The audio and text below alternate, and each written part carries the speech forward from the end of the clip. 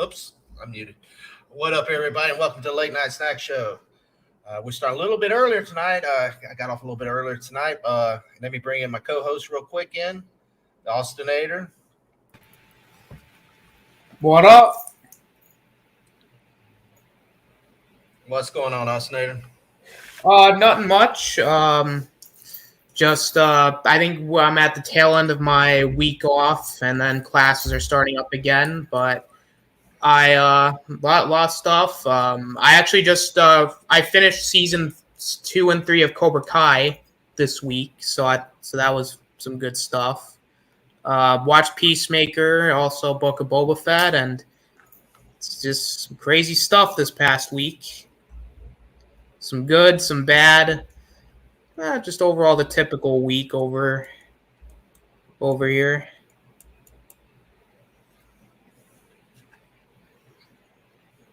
There is one particular bad thing that happened this week. We'll talk about that later. Oh, a little bit of wrestling. Oh, God. Let me bring this.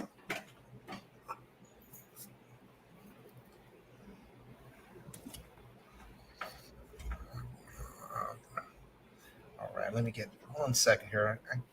I'm echoing. Am I echoing? Can you hear me echoing? I'm echoing myself for some reason. No, I can still hear you. Or no, I can hear you. I can hear you well. Okay. I'm echoing them. Wait 1 second here. 1 second.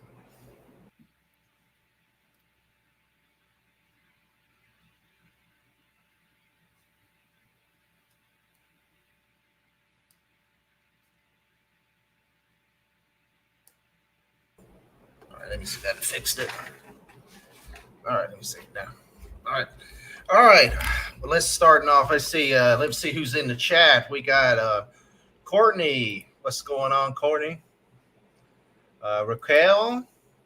Hello. And G Major.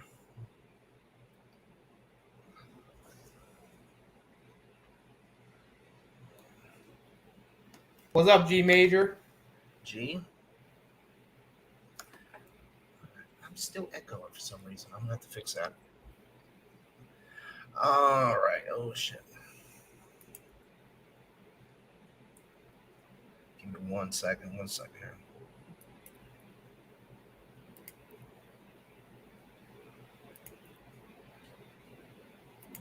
Sorry, guys. Give me 1 second here.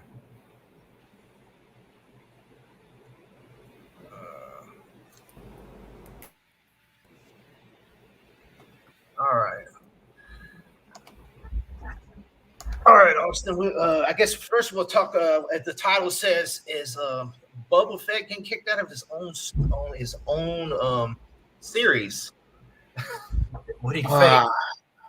Well, I'll start off with this. This past episode was good, and I think I saw a Twitter post that said, "This is what I want out of a Star Wars show," and I agree. This episode was great, but this is not what I want out of a Boba Fett show. This finale needs to knock my socks off. Like, this finale's got to be great, and they need to leave that whole war thing open until at least first episode of Mando, or at least make this episode like an hour and a half long, because this you pause the story again twice. We're now only getting the Pike stuff. This show has kind of been false marketing. Like, this has been false advertising since the get-go. I still think, I'm not saying this show is bad. I think this show, to me, is more like, this is like the bridge between, it's kind of building up the other shows. So I don't have a problem with building up shows.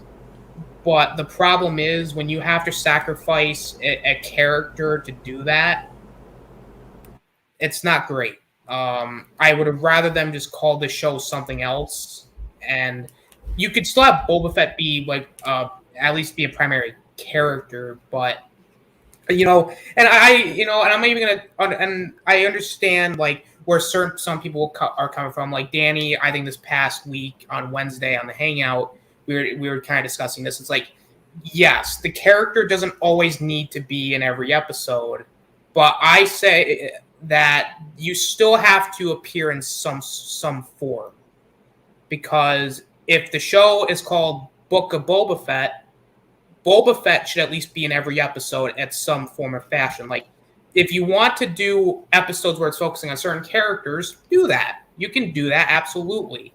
But do not sacrifice the character of Boba Fett to do so. Like, Boba Fett has, like, let's be real here.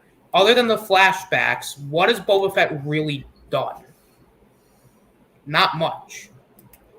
Like, it's something that I really like, and Star Wars fans are fickle, and I'll keep saying it.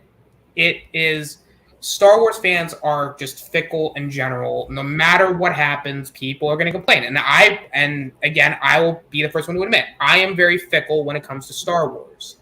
Like, I know what I want, and I know a lot of people are like, well, I like this, I don't like, but this is like not the way to do it. Like, this is, to me, it stopped being a Boba Fett show when the Mando episode happened.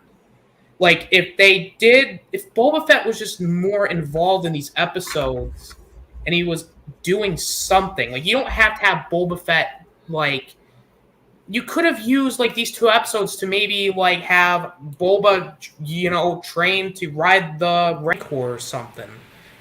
Give him something to do.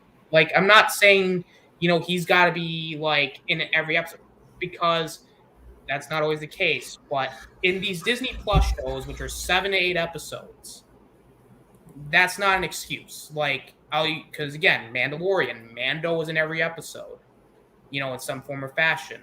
Bad Batch, no matter what you think of Bad Batch, the Bad Batch were in every episode, even if they weren't necessarily the main characters. Like WandaVision, they were in the episodes. Every episode. Falcon Winter Soldier, they were in every episode. Loki, every episode. It's like, it's not. It's just, it's so weird with Boba Fett that in general, it's like this show, these 2 past episodes are so hard to really grade, because as Boba Fett episodes, they're not great, but as Star Wars episodes, they're awesome. So it's like, because again, the stuff with Luke training Grogu, that was cool. Seeing Ahsoka was awesome. Cad Bane showing up was like a holy shit moment. But what has Boba Fett done in these 2 episodes that really make this a Boba Fett show? Nothing. He has had maybe a few seconds of screen time in 2 episodes? Like, that's kind of ridiculous. Like, and even Peacemaker's in every episode. Even if sometimes he's not necessarily the main character in every episode, he still has a major part to play. What is Boba Fett's, major part here? I don't know. Yeah. And G Major said it best in the chat. Mando did hijack the show, and once Mando showed up, it was done. And as much as, yes, season 1 of Mando was slow, but I still enjoy it more than this, because Mandalorian did not need to over-rely on other characters. Like, granted, yes, characters like Ahsoka and Boba and Luke, they showed up in season 2, and I get it, Boba Fett happens way later, after Mandalorian, I get that. But you couldn't, it's just, this show has been completely off, and it's not necessarily off in like this is trash way. It's more like, I expected a lot better, and I expected Boba Fett to at least be in every episode, whereas he has not really done anything these past 2 episodes. So it's like, I already know the show's not getting an A from me for that reason alone. Like, that, because to me, that's ridiculous. And I agree with what Ninjoid said. If they end this crime war this episode, then yeah, I'm gonna be pissed. I'm probably gonna write this off as trash, because you can't. Oh, well, that happened. But that's just me in general when it comes to Book of Boba Fett, and I agree. Like Boba has basically just been a cameo in his own show, and that's not a good thing. You know, it's like they didn't need to make a Boba Fett show. I think that's what it's really come down to. Boba Fett should not have. This shouldn't have just been. This, like Ninja said, Protectors of the Dune Sea or even anything else. Don't call it Boba Fett if you're not gonna have Boba Fett in every episode. Like, it's really not that hard. And granted, yes, I understand that people be like, well, Boba Fett was, in episode 5 or 6. You would have complained about that too. Yes, I'm not going to say that I wouldn't have, because again, even with all these shows, I'm gonna have things to complain about. But I'm not saying this is trash. I'm not saying, oh, well, this is the worst thing Star Wars ever put out. No, it's not. Like, Boba Fett, I can at least say is watchable. And I can at least say that, you know what, for what it is, it's good.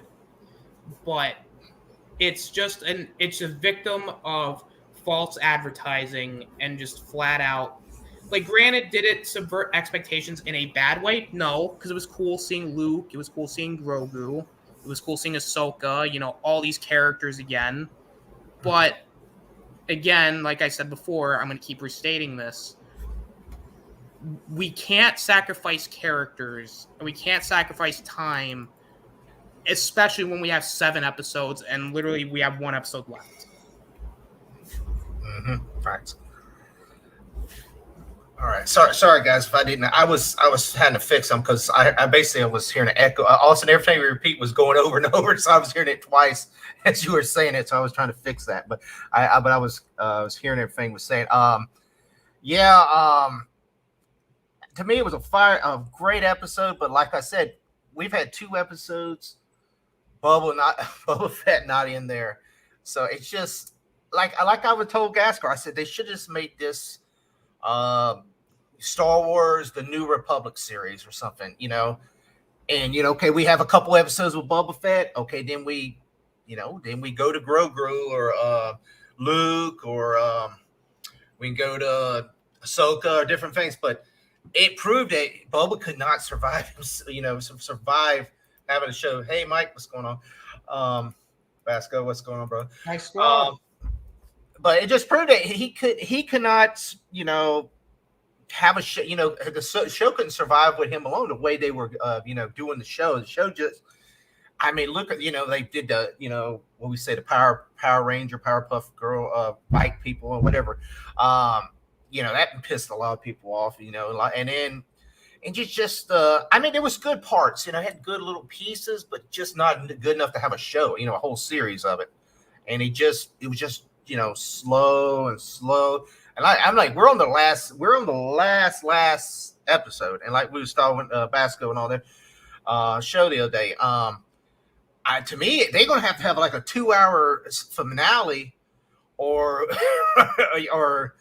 this is going to be this is going, like I said, I don't want to see him come in there like he did to the bikers and just shoot all the pikes down and that's the end. Okay, Mando, go find Grogu, find out if he's going to be a Mandalorian or a Jedi. I hope it doesn't end like that. I hope it's, if it carries on to the next, the next show, if it's Mando 3, this carries on, that'd be better than. I just don't end it like, end it so quickly. And I'm just afraid because we haven't seen that Rancor riding, because we're supposed to get that. He's going to be trained to ride a Rancor and all this stuff. So that, they're probably going to waste 15, 20 minutes on that, So here's Nindroid, and I'm sure he's got a lot to say about this. What's up, Nindroid? Hey, nothing much. Got Fad in here too. What's up, Fad? Hey, what's up? Good to see you. Good to see you. Yeah, I know Nindroid probably has a lot to say about this. What do you? Yeah. I overall loved the episode, as a Star Wars fan, but I love it. like all of us, all of us loved when Cad Bane showed up and just seeing young Luke and all of that. We all loved all of that. My biggest problem is, like everyone though, Boba Fett was not even in his damn show. All right, he appeared for 30 seconds. 30 seconds exactly. of the episode, and that was it. I'm sorry, but that's kind of bad.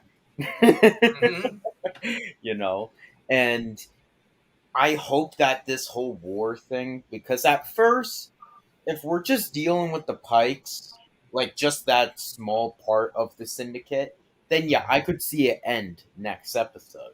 But no, they built this up very Yeah, seriously with Cad Bane and all of that. They better not end it I because know. just bringing back Cad Bane and all of that already proves that yeah, they're still a part of Crimson Dawn Oh because yeah. the Pikes don't hire shit people. They don't hire Mhm. shit. They like to do their own shit by themselves. So us seeing Cad Bane being brought back, yeah, Crimson Dawn is still active and everything. Nindort, I know you're into. Yeah, I know you know all the characters and all this. You know that I'm not familiar with. Do you see them bringing some more like bounty hunters and? I mean, way this plot's going, or Okay. you got Cad Bane. Okay. You see somebody. So in the comics, because this is what happened, and this happened last year, so this is actually perfect timing for bringing back Crimson Dawn. So in the comics last year, we found out that Kira started back up Crimson Dawn Mm-hmm. after Empire Strikes Back. And Okay. she's been hiring people, and she says that once the Empire's gone, we're going to take over the galaxy. Mm-hmm. You know, with all the gray people inside, like all the bounty hunters, all the mercenaries, and all of that. Mm-hmm. And she even hires the Knights of Ren. Mm-hmm. So I think Wow. because there's rumors that this last episode we're going to get Han and young Ben, I think we might see the Knights of Ren soon. Nice. You know, Nice. so Well, yeah, that thing with Ezra, and they said that this could be a split universe that we actually could go to a universe that we actually want to see instead of what we got into, the Disney trilogy thing. Is it possible that that we no, could basically think it is still going to tie no, it all together? no, they won't. No, they don't. John Favreau already confirmed that all these shows are in lead up to. He already confirmed that this is to show the Jedi. beginning of the First Order, how the First Order rises, showing how Luke, the optimistic guy, the symbol of hope, he's the new hope and all that, how he becomes that depressed man that we see in Last Jedi and all that. I think this is just like prequels, Could we basically. see Snoke? Could we see Snoke? Yes, we already saw Snoke basically in that one Mandalorian episode. Do you remember the cloning Yeah, yeah. ability? Those were practice Snokes, No, but basically. I mean a live moving. Yeah, yeah, Yeah, I think we might get Snoke. We might get Oh man. Snoke. I want to And, see Snoke kick ass. All and, right. and Snoke and Luke, because they didn't they say that Snoke and Luke did meet together. They met.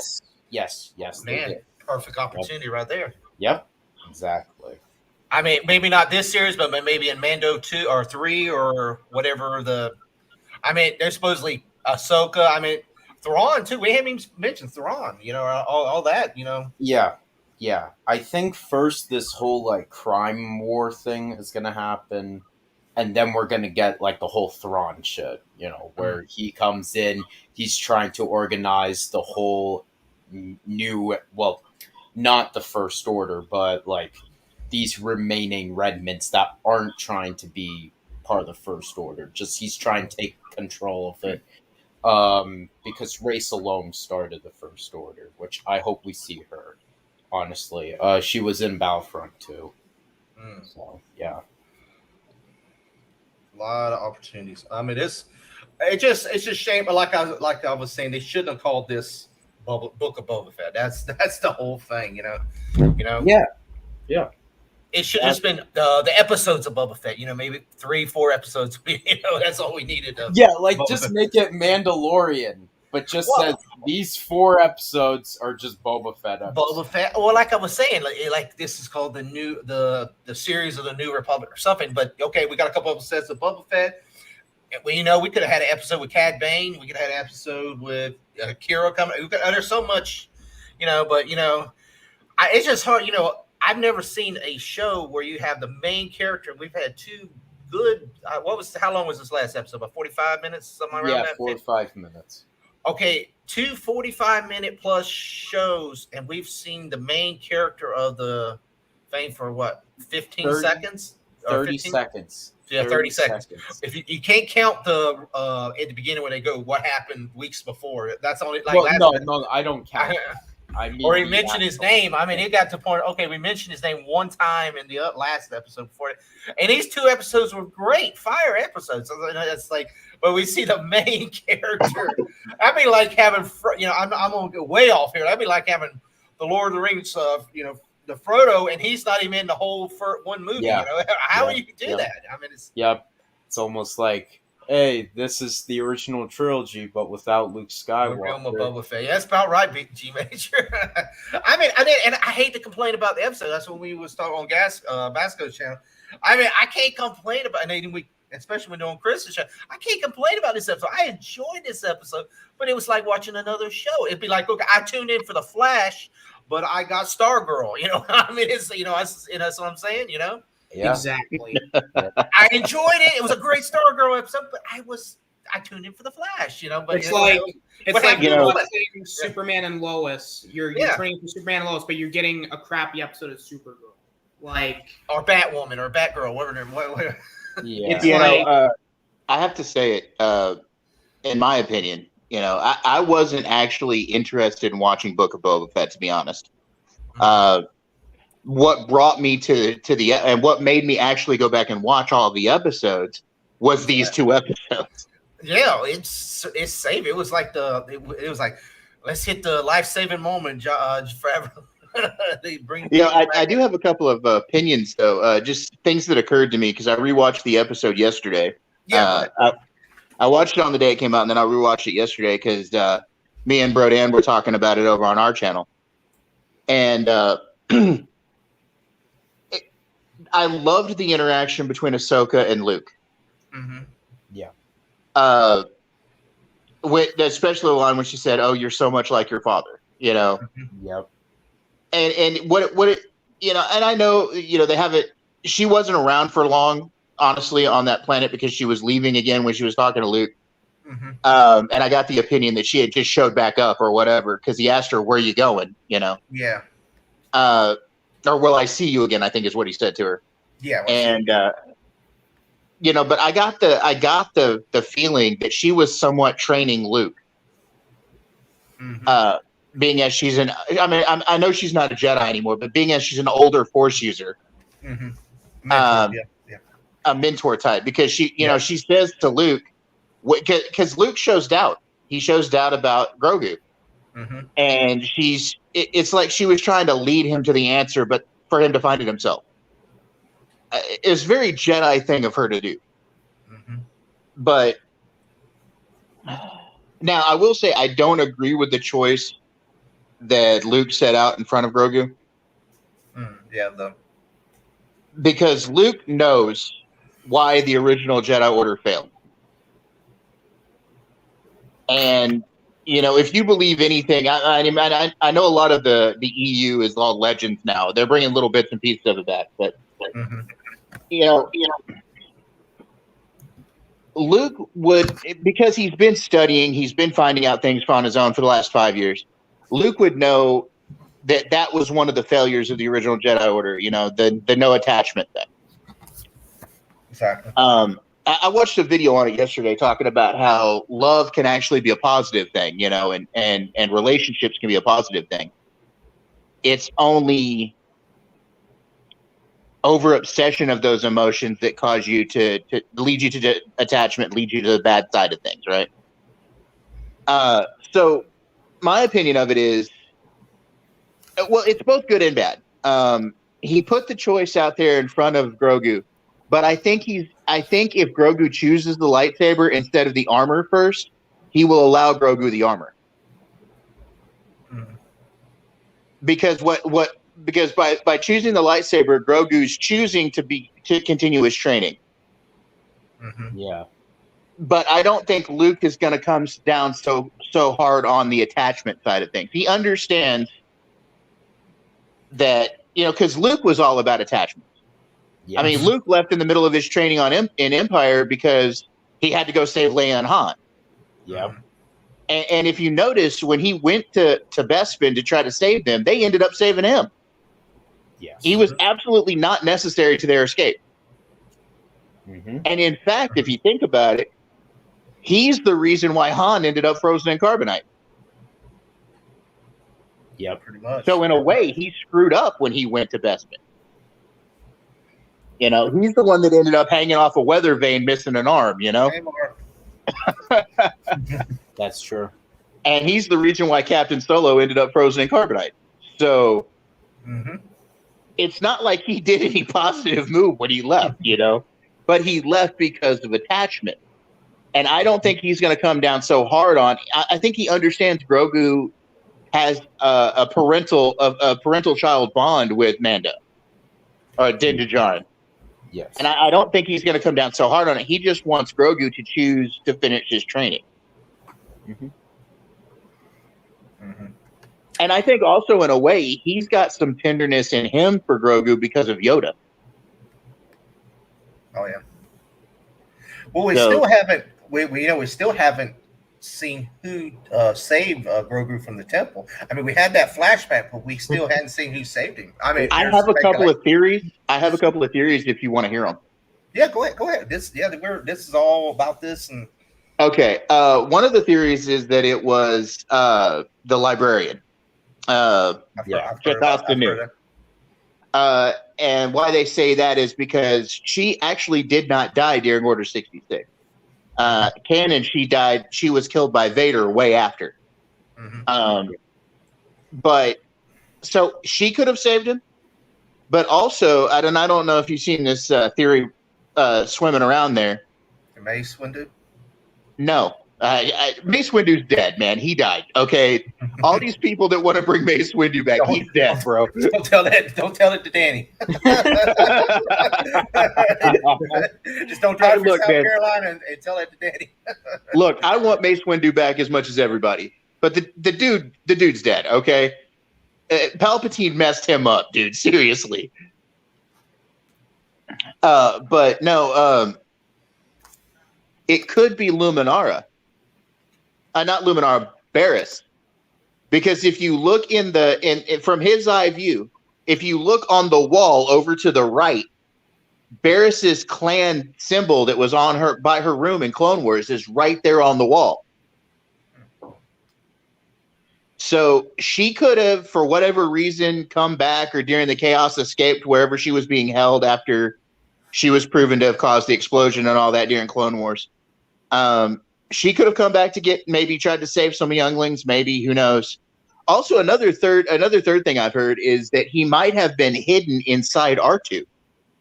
I saw that fear today on somebody was saying that the R2 might have saved him. And that makes sense. That makes sense. Well, because like they said, like the video I watched said, when Anakin goes back to talk to Padme after he slaughtered the temple, after he's wiped out the Jedi Temple, if you notice, R2 and C-3PO, and I actually rewatched Revenge of the Sith today just to see if this was true, but R2 and C-3PO are having their own little heated conversation over in the corner. Yeah. And C-3PO looks concerned as much as an astromech can be concerned. A translator droid can be concerned, Yeah. And R2's talking real fast and high pitched, and he could have saved the little guy. We don't know. Never know. Yeah. They mentioned, and I was going to mention this because I heard this also on somebody's chat a couple days ago. The flashback scene, Grogu's flashback scene. One missed opportunity they could have did when you see the stormtroopers shooting at a couple of Jedis and he's looking at them. They could have had Anakin back there with his lightsaber, just walking back and forth with his lightsaber behind him or something. I was like, yeah, they could have, and that would have been fine. You didn't even have to show his face, but just have the shadow of him with a guy with a lightsaber back there, walking back there and hitting a few things here and there. Now, my biggest curiosity, and I hope they expand on this, is when Luke goes into Grogu's mind and brings that memory out of the temple attack. Was that Sindralig, the battle master? the center Jedi with the top knot, was that Sindrali? Was that the Temple Battlemaster? The Android probably want to know that. The I'm Android, gonna look it up right now. the Android is the Star Wars encyclopedia, man. If you need, I mean, So am I, obviously because that's a very That kind of like, yeah. Here, wait. I'm gonna bring up a picture of that. that looks like Sindrali to me. And if so, then the two with him are his apprentices that were with him in the temple. I think that would make sense.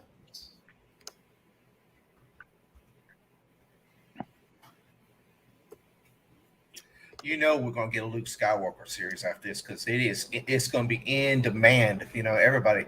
Dude, if they don't, people are going to be mad. I think. Did you really think they would have that much Luke in this?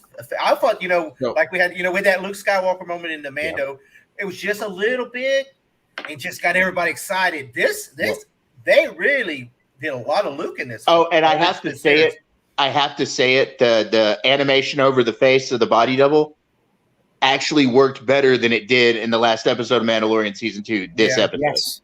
No, it was much better. It was much better deep faked. 100%. Because they Lucasfilm. Okay, so they saw this one dude. His name is Shamrock on YouTube. He's right, a fan the deep fake guy. Yeah, yeah, and they personally hired him to do this. I'm glad they did. Yeah, and oh my god, just as a fan editor myself for Star Wars, I absolutely love that. Luke looks 100% great for the most part, Now there were a couple of moments that were kind of Yeah. Like the picture, like if the body double moved a certain way, you could see it. Yeah. But it was leaps and bounds better than the end of Mandalorian season 2, and it was leaps and bounds way over what they did in Rogue One. Yeah. With Tarkin and Carrie Fisher. Yeah. Mm-hmm.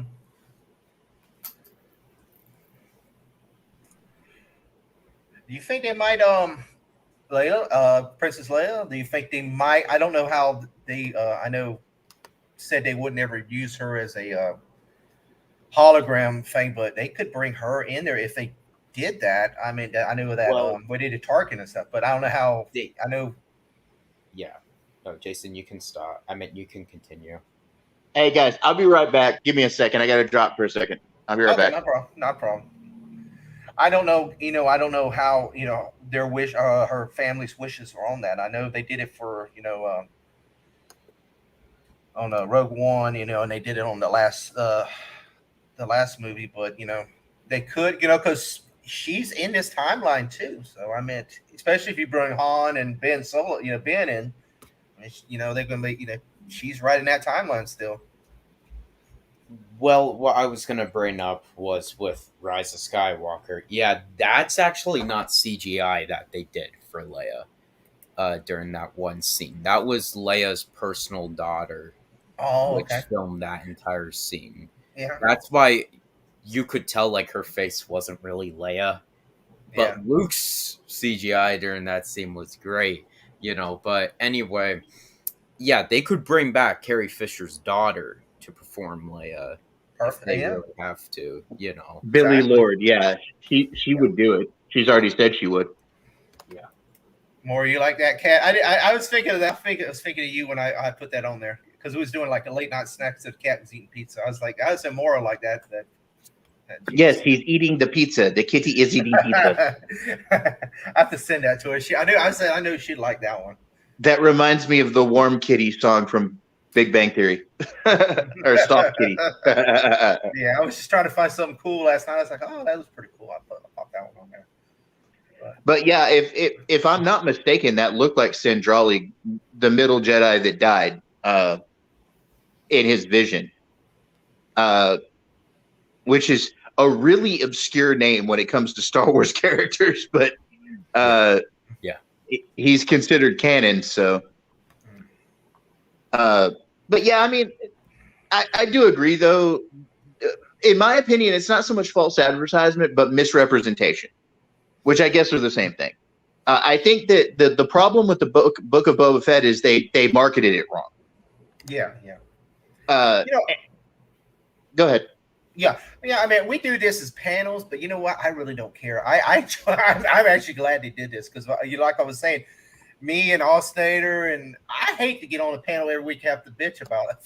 Something. So, Yeah. If we have to do this, I know we have to do it as like we're panelists, and and we're gonna find our nitpicks and stuff and all that. But as a fan, I'm happy they're doing this because I was worried. I was getting worried. I was like, damn it, man, it was getting worse, and I was starting to feel like I know what's his name? I know Shellback and what's his name?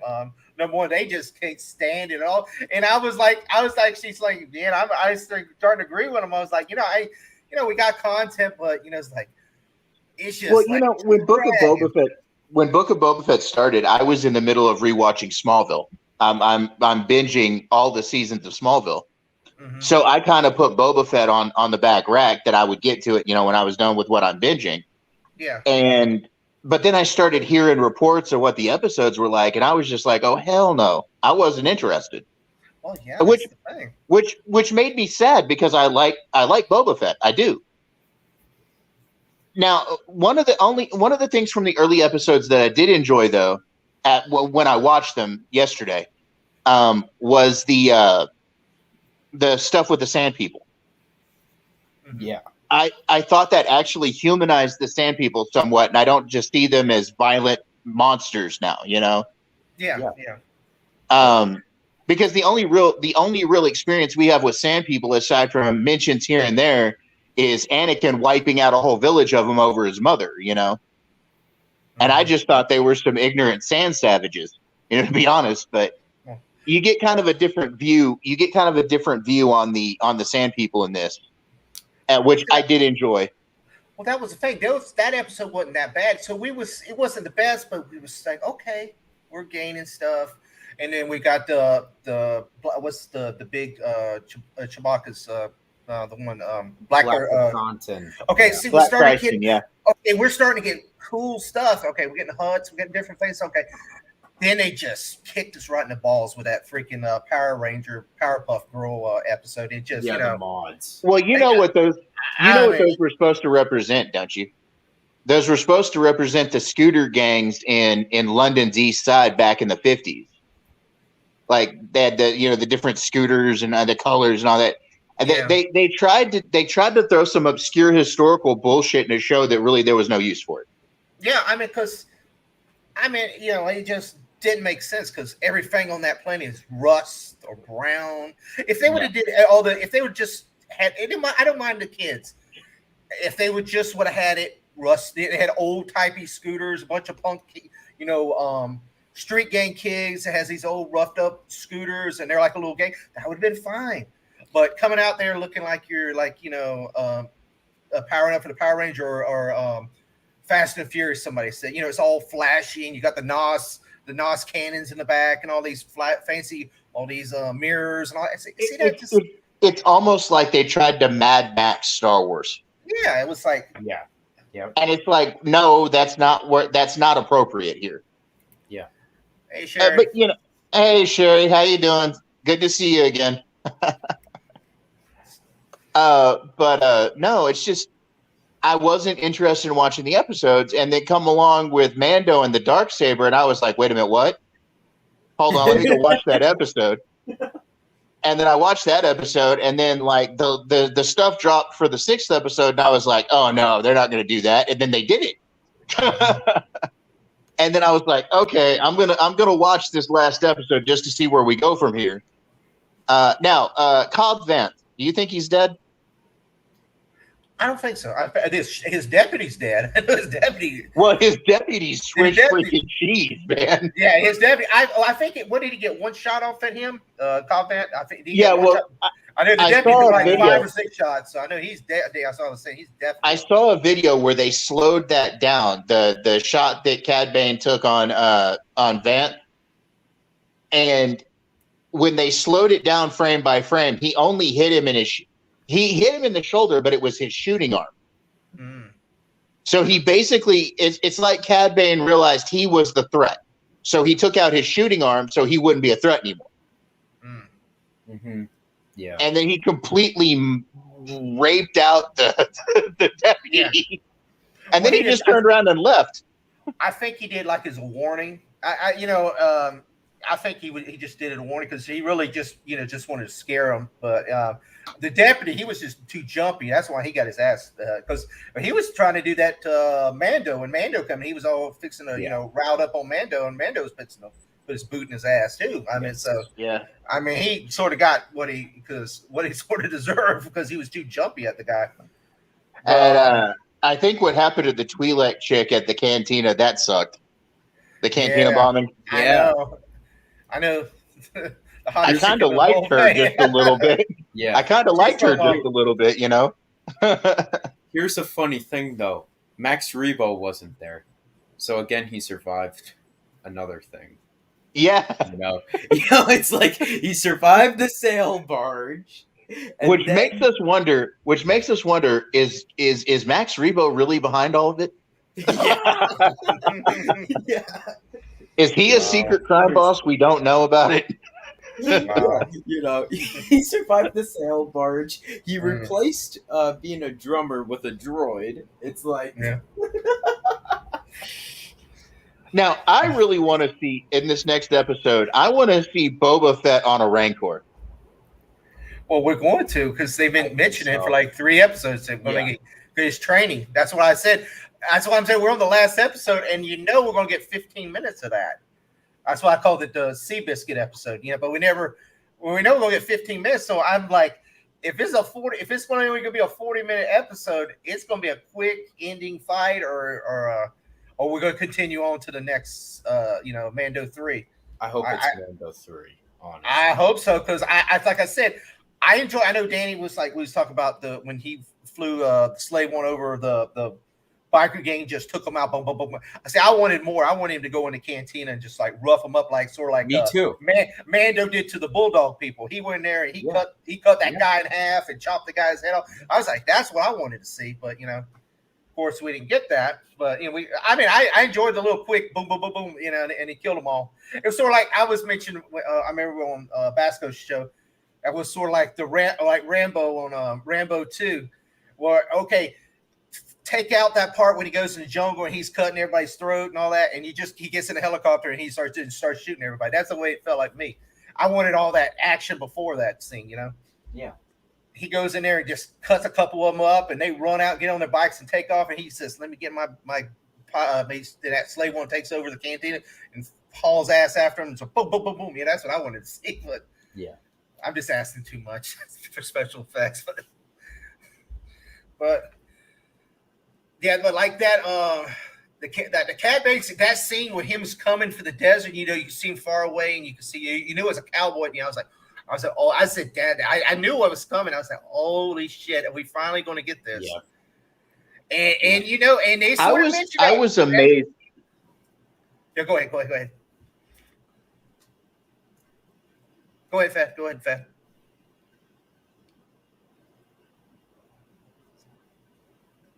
Is he Fad, you there? I was really amazed to see Cad Bane.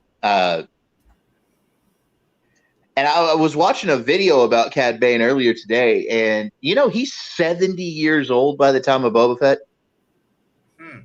By the time of Book of Boba Fett.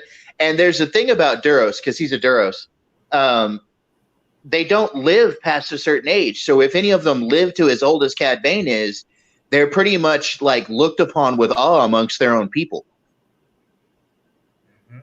Because Duros' life expectancy is only about 50 years. They don't live very long. They're not a long-lived species. And he's 70. He's a bad man. He's a bad man.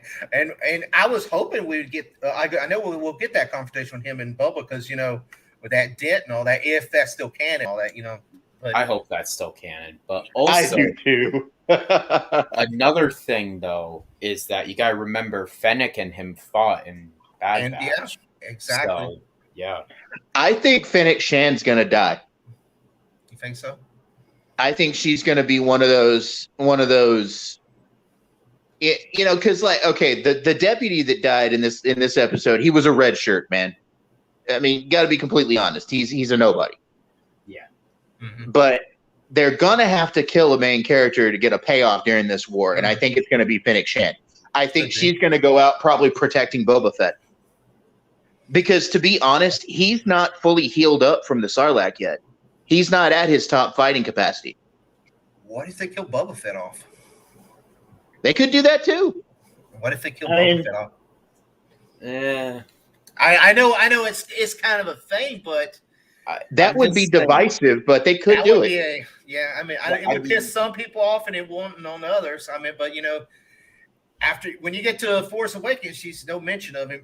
So yeah, I get that. The whole thing with Boba Fett, though, it's like we just spent like all these episodes of him healing himself. I know, from I know. wounds to then just kill him off in the last Yeah, one. but Yeah. look at it from the other direction though. He just spent all of these episodes healing himself and then gets killed. That shows the utter randomness of what could happen. I mean, yeah, that is true as well. it's subverting your expectations. You know what I'm saying? Like, Mhm. but it's subverting your expectations in a more interesting way. I mean, I could see it. I could see it happening. It wouldn't exactly piss me off either, especially if he goes out in an epic way. Mhm. Well, I mean, first he's got to meet Omega. I mean, we got to bring Omega in first to meet him before he dies. Could you see that? Yeah. happen? I know people's gonna be like, "Oh, about that," but if Boba gets an epic death, I think it would be okay. Yes. As long as it's not, eaten by another Sarlacc or something, there's a second Sarlacc out there. Well, there were second Death 5. Star, 2 Death Stars, 2 Sarlaccs, man. Well, there were there's 5 more Sarlaccs. Sarlaccs. There are actually 5 Sarlaccs on Tatooine. yeah. Oh, really? Yeah, there's 5 Sarlaccs. The Great Pit of Carkoon was just the biggest. Yeah.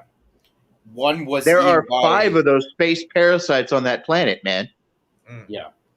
You One know, was Tatooine used to be an ocean planet, Mm-hmm. and the Sarlacc infestation fucked that up, dude. It messed up the climate of the planet. So that's what. Oh, that's what.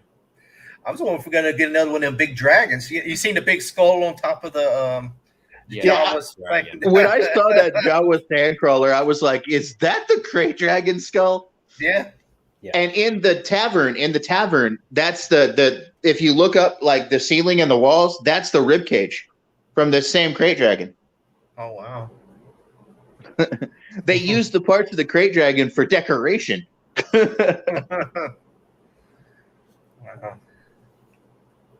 Wow.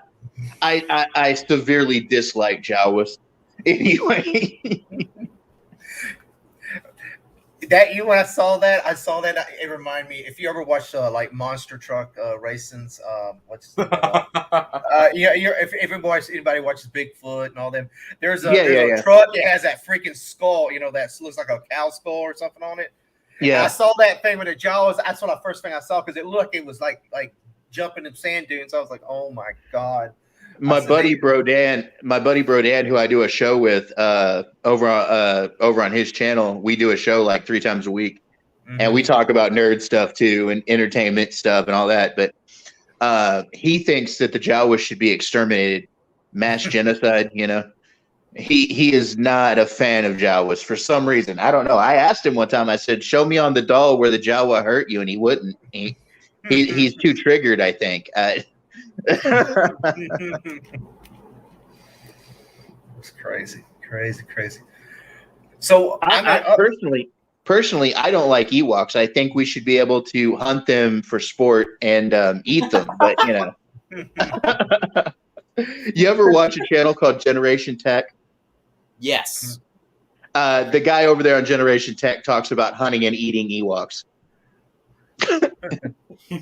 And I have to say, I agree with him. I think they should be food, but there's a scientist, climatologist that did a paper on the Death Star getting blown up in the atmosphere above Endor, and saying that the Ewoks wouldn't have survived anyway.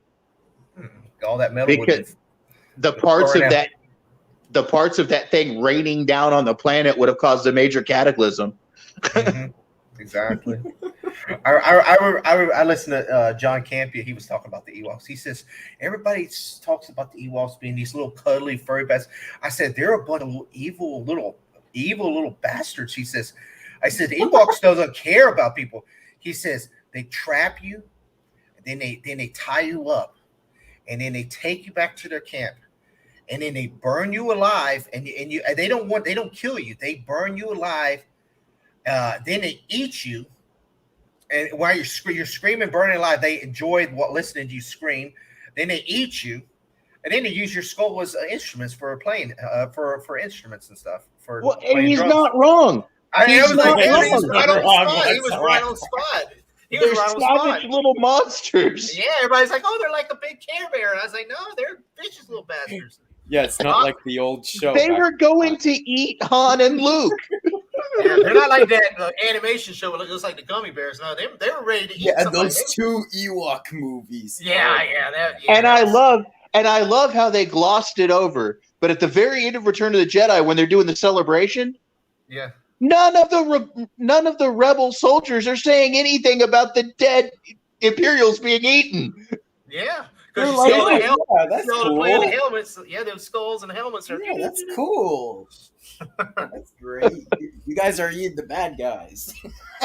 So you gotta wonder about the rebellion people that were on the planet. Yeah, the feast that night was Imperial scum. Yeah. Okay, another question for the panel. Yes. The planet that Luke was training Grogu on, what do you think that is? Do you have an idea of where that could be? Because it's never given a name in the episode. Whichever planet we saw the temple built on in episode 8 in the flashback. Yeah, but a lot of people are saying that's Yavin 4. Yavin 4 possibly. I mean, it has the same kind of like flora on it. It's a forest planet. Yavin 4 was a forest planet. We're just not seeing the temples, but that's not necessarily a big thing. They could be in a different area, and we're just not seeing them. You know, I think it's either Yavin 4, but it could be also be Acto, where we found him on where he was found by Rey. At first I thought that with the structure of the temple, because it does really look like Octo. But no, because if Kylo's gonna be trained there, then why the fuck did they, find a fucking map to go there and all of that? It's like I guess you got a point. I didn't think about that, but yeah, you got a point on that. Yeah, it's like I remember this planet. Kylo would be like, "Let me go with my knights to Octu and let's kill Luke immediately." I have another question though. Could that be Tython? Yes, I really do think that, now that you brought that up. Because Ahsoka knew that planet. You know, she told Mando to go there. Mm-hmm.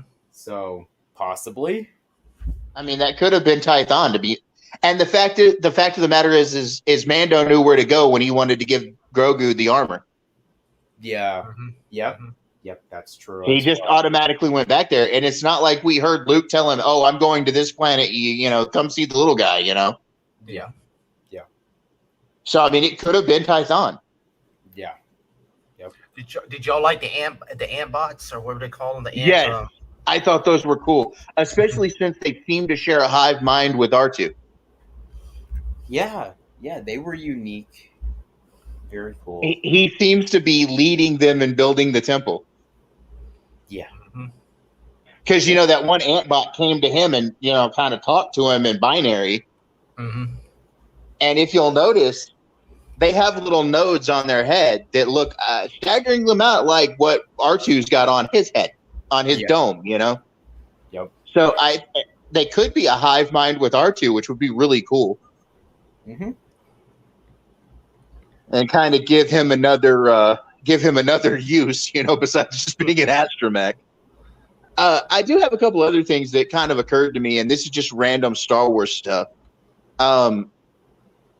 In Return of the Jedi, when Luke somersaults, backflips up onto the landing, okay, and Vader's standing down there and he's coming at the thing and he says, Obi-Wan has taught you well.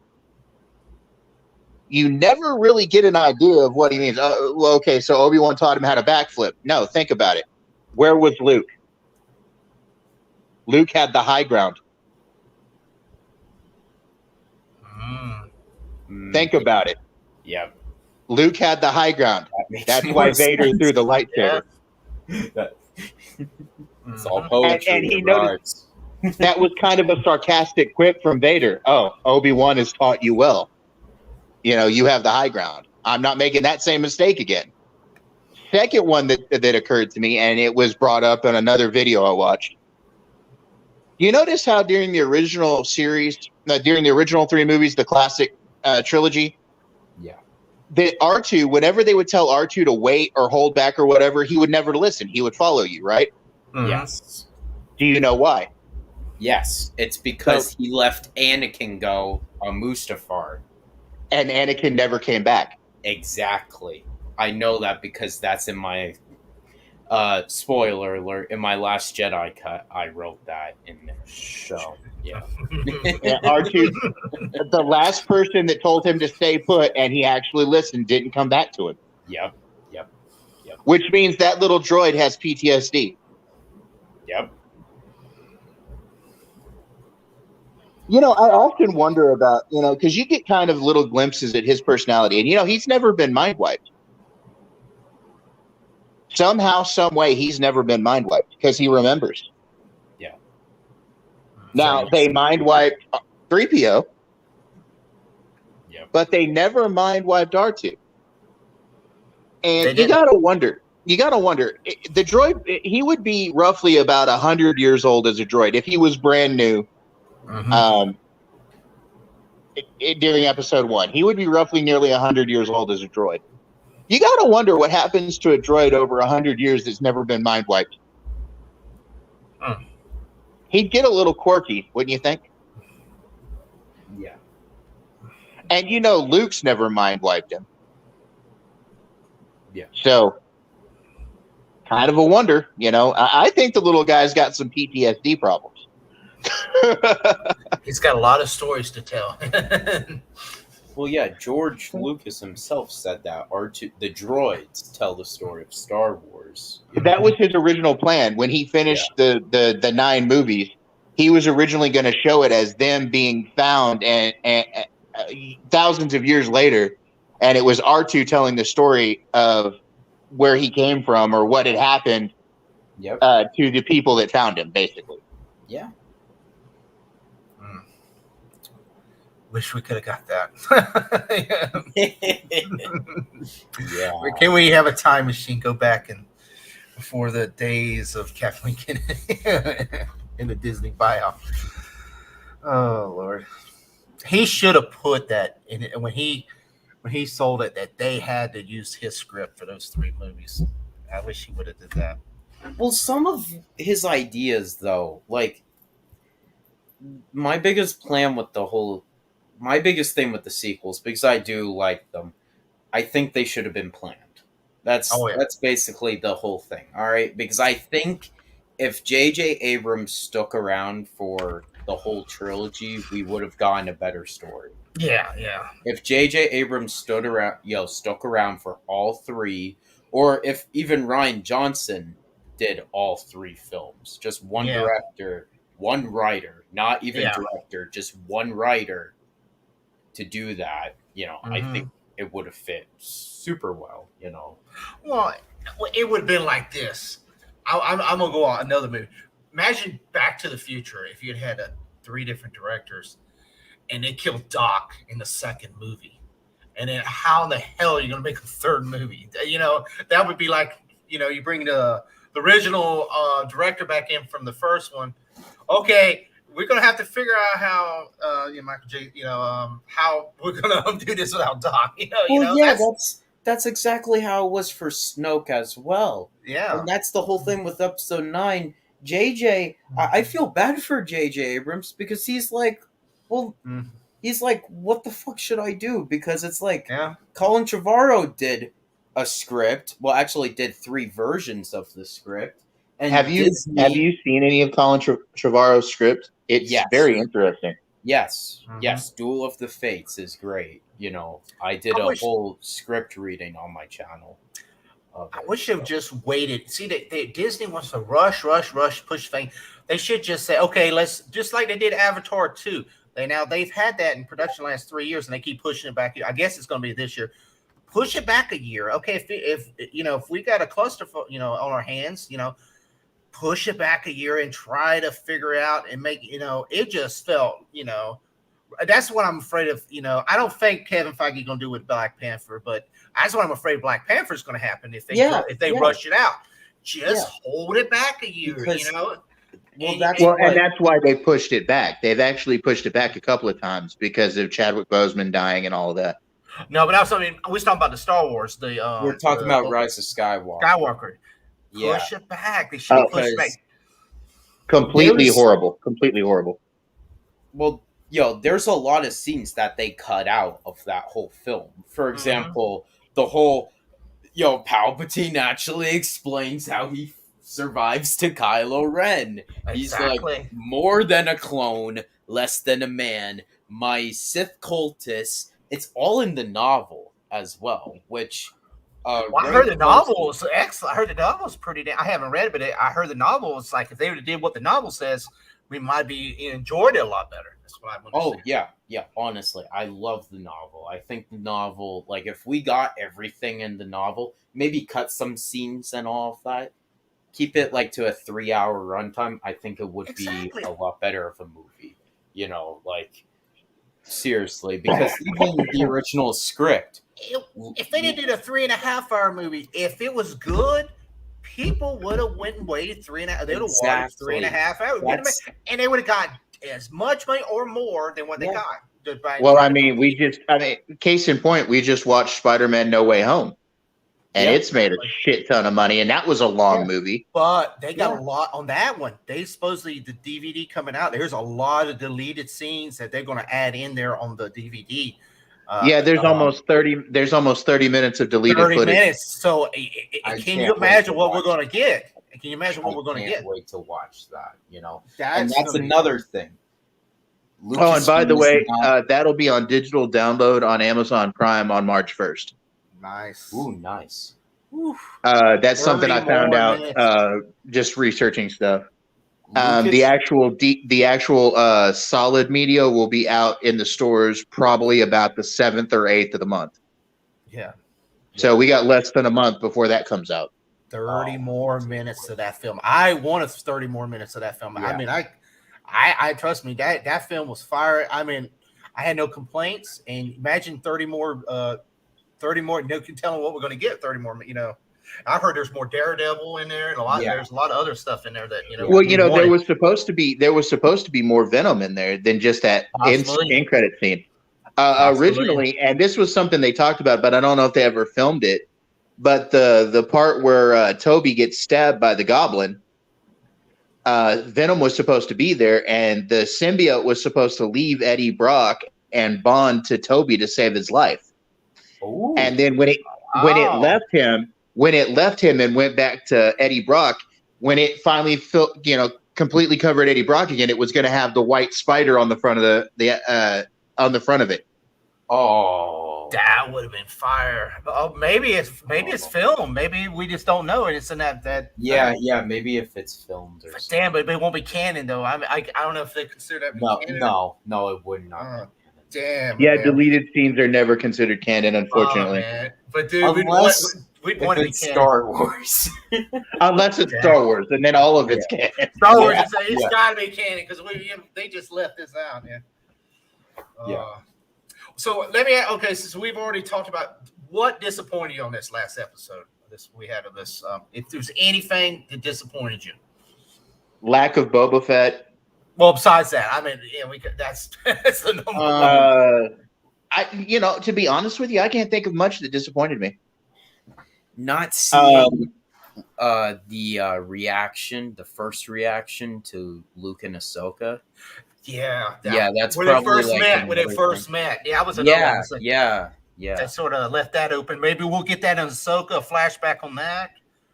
Well, it's obvious they'd met before, okay? Mhm. Because she told Mando, "I'm a friend of the family."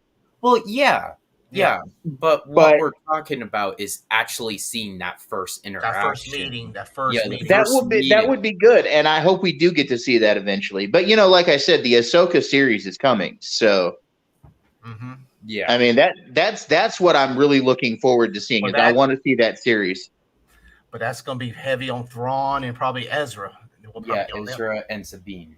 Yep. I surely hope Ezra shows back I'm up. ready for that. I'm ready for that. I mean, that's going to be. I surely hope we see Ezra and Sabine again. Yeah. And I'm always looking forward to any Thrawn they give me. I love Thrawn. I've loved Thrawn since the novels that he originally appeared in. The Academy series, the Heir to the Empire series. Yep. I was going to ask Ninja this because I seen a thing on something about Disney Plus doing another animated show. This was a Star Wars novel. I don't know if it ties in with all this. It's Fallen Stars. They're talking about doing an animated series on that. What is that? Is that anywhere in this time frame, or is that something completely different? I know you would probably know that. I did not actually hear of that. It was on one of those Star Wars Disney Plus possible coming shows. There, you know what I'm talking about? It's called Fallen Stars. No, I did not. It's a novel. It's a novel. It came out here probably 10, 20 years ago. I don't know, maybe. Fallen Stars. I did not hear that. Let me see if I got it right. Let me see. Let me see. Let me go to the thing. Maybe I got the name wrong. Let me see. I saw that and I was like, I'd have to. It's called Lost Stars. It's Lost Stars, not Fallen Stars. Lost Stars. Okay. Yeah, Lost Stars. Yeah. Lost Stars. Okay, my bad. I know. I probably. Yeah, it's based on a young adult novel that's considered canon right now. Oh, okay. Yep. Okay, but that has nothing. I don't know nothing about the books. I was wondering, did it has anything with this time period or anything, or is it just? It's right before. It's going to be right before this. The Mandalorian started. It looks like. Oh, okay. Yeah. Because it explains Leia, what Leia's doing. Yeah.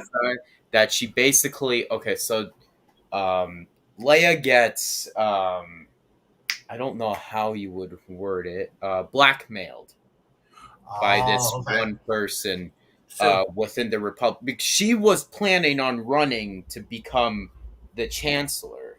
Oh, okay. I think I'm pretty sure. So that's the way they could bring Leia. So that's how. See, they could do an animated with her. Well, and, she was wanting to run for Chancellor, and this one person that was that believed in the Empire and all of that blackmailed her and told everyone that she was the daughter of Vader. That's why she's not the Chancellor in the sequels. Yep. Yeah, but so that'd be a good way to bring her here because I know they said they were going to do live action and animation and be tying together. Some things they have to do animated, some things. I saw that come out and I was like, I didn't know nothing of what that was about, so I was wondering. I said Ninja would definitely know about that one. Yeah. So I guess they could, without having to. Well, yeah, they can go instead of. Because we know, sadly, they aren't going to do the Rangers of the New Republic. That's a New Republic thing that they can adopt into exactly. So like the Bad Batch. So we got the Bad Batch. Yeah, so it's sort of what Resistance should have been. Yeah, I would say. Okay. I guess I know they got some things planned out. I heard they supposedly canceled all that. What's the one that Kathleen Kennedy want to do? The one before Phantom Menace. It's the Acolyte. Not the Old Republic, but the High Republic. High Republic. Yeah, the High Republic crap. Yeah, the what's it called again? I know they're going to do the Acolyte, but there was going to do a High Republic show, and I guess they've canceled all that. I want to know what that show was going to be about, though. That's the thing. Because I'm going to tell you, if it was supposed to be like a Darth Plagueis show, I'm going to be pissed. Seriously. Yeah, we've got we've got Kenobi coming soon, Yeah. and Hayden Christensen has been cast as Darth Vader. Yep. Yeah.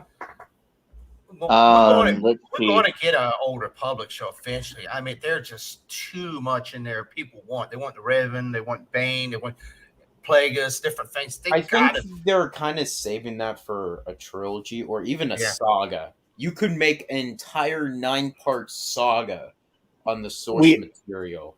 We also have the Andor show coming too. Cassian Andor from Rogue One. Yep. They haven't showed nothing on that. No. They've showed one trailer a long time ago. I mean, it's not my most hyped show I want to see, but I would like to see something about it before they drop it. I want to see it. They haven't showed nothing about it. It's gonna have Andor a whole lot. So yeah. I mean, I'll watch Star Wars. It looks like it's going to be sometime this year coming out. It's to be probably announced 2022. Yeah, after Kenobi, probably. that's going to be a one And and done. It's going to be 12 episodes. Oh, really? Yeah, it'd be a one and done because you're going to have a. Well, no, they can do multiple seasons because they said K2SO is not in it. Oh, okay. Yeah. Okay. So maybe in season 2 he'll meet K2 and reprogram him and all of that. And then of course we've got Ahsoka coming, like we talked about. So, coming out next year, right? Next year. Well, supposedly Ahsoka and Mandalorian season 3 are the big ones from next year that are coming. Well, they're going to have that Star Wars. What's it? The Star Wars thing this year, the Star Wars convention. Supposedly they're supposed to announce some new shows on it. It's what I've heard through some of them Star Wars chatters. So we might get some new surprises. Maybe it might be animated, it might be live action, and the movies. We still haven't heard Watiti's movie, Feige's movie. I guess we're gonna get that Rogue Squadron movie, but no. We haven't God, I hope we get a Rogue Squadron movie. I would love a Fighter Squadron movie. That'd be so awesome. Yeah, well, it got delayed, but I don't know. They got delayed indefinitely. Yeah, because of there's a Lando show coming. Oh yeah, that sort of dropped. Nobody said. Then we're supposed to have another Droids. I guess that's gonna be an animated Droids, and then what else? Okay, Rangers got new. Rangers, yeah. Lando, we haven't heard nothing about Lando either. That's been sort of. They ain't said nothing about that. So the reason why I just read it. The reason why they're holding up on the Lando show is because they're still trying to get Donald Glover. Oh, okay. He hasn't signed yet because he's doing something else at the moment. Yeah, I would wait. If they can, have to get. Acolyte started filming this month. Mm-hmm. Oh. Yeah, the Acolyte started filming this month. Well, like I said, we got to get a movie. Eventually, they got to have another movie. I mean, it's now, Yeah. You mentioned a movie that's going to be out in 2 years. I mean, they started to mention something like, okay, yeah, I don't know what Kevin Feige's doing, Quaco T, and there's like somebody doing a possible movie. But so Kevin Feige movie's coming out in 2026. Okay, well, give us a little bit. What's going on? What is Well, but the thing with the Feige movie is he's gonna, he's got a lot of Marvel shit coming out here soon. Like within the next couple of years, there's a lot of Marvel stuff coming. Kevin Feige's he doesn't stop, man. He's like the dude's busy as hell, dude. He's got a plan all the way to. I was reading something. He says he got ideas all the way to 2035. I mean, he's movies, series, what he wants to do. I mean, it's supposed they're going to announce more Marvel shows. I mean, like the Moon Knight. I heard that the main actor, he said it's just going to be a one and done. It's going to be a exclusive series, so it's going to be. They're not going to be a season 2 on that. So it's more likely.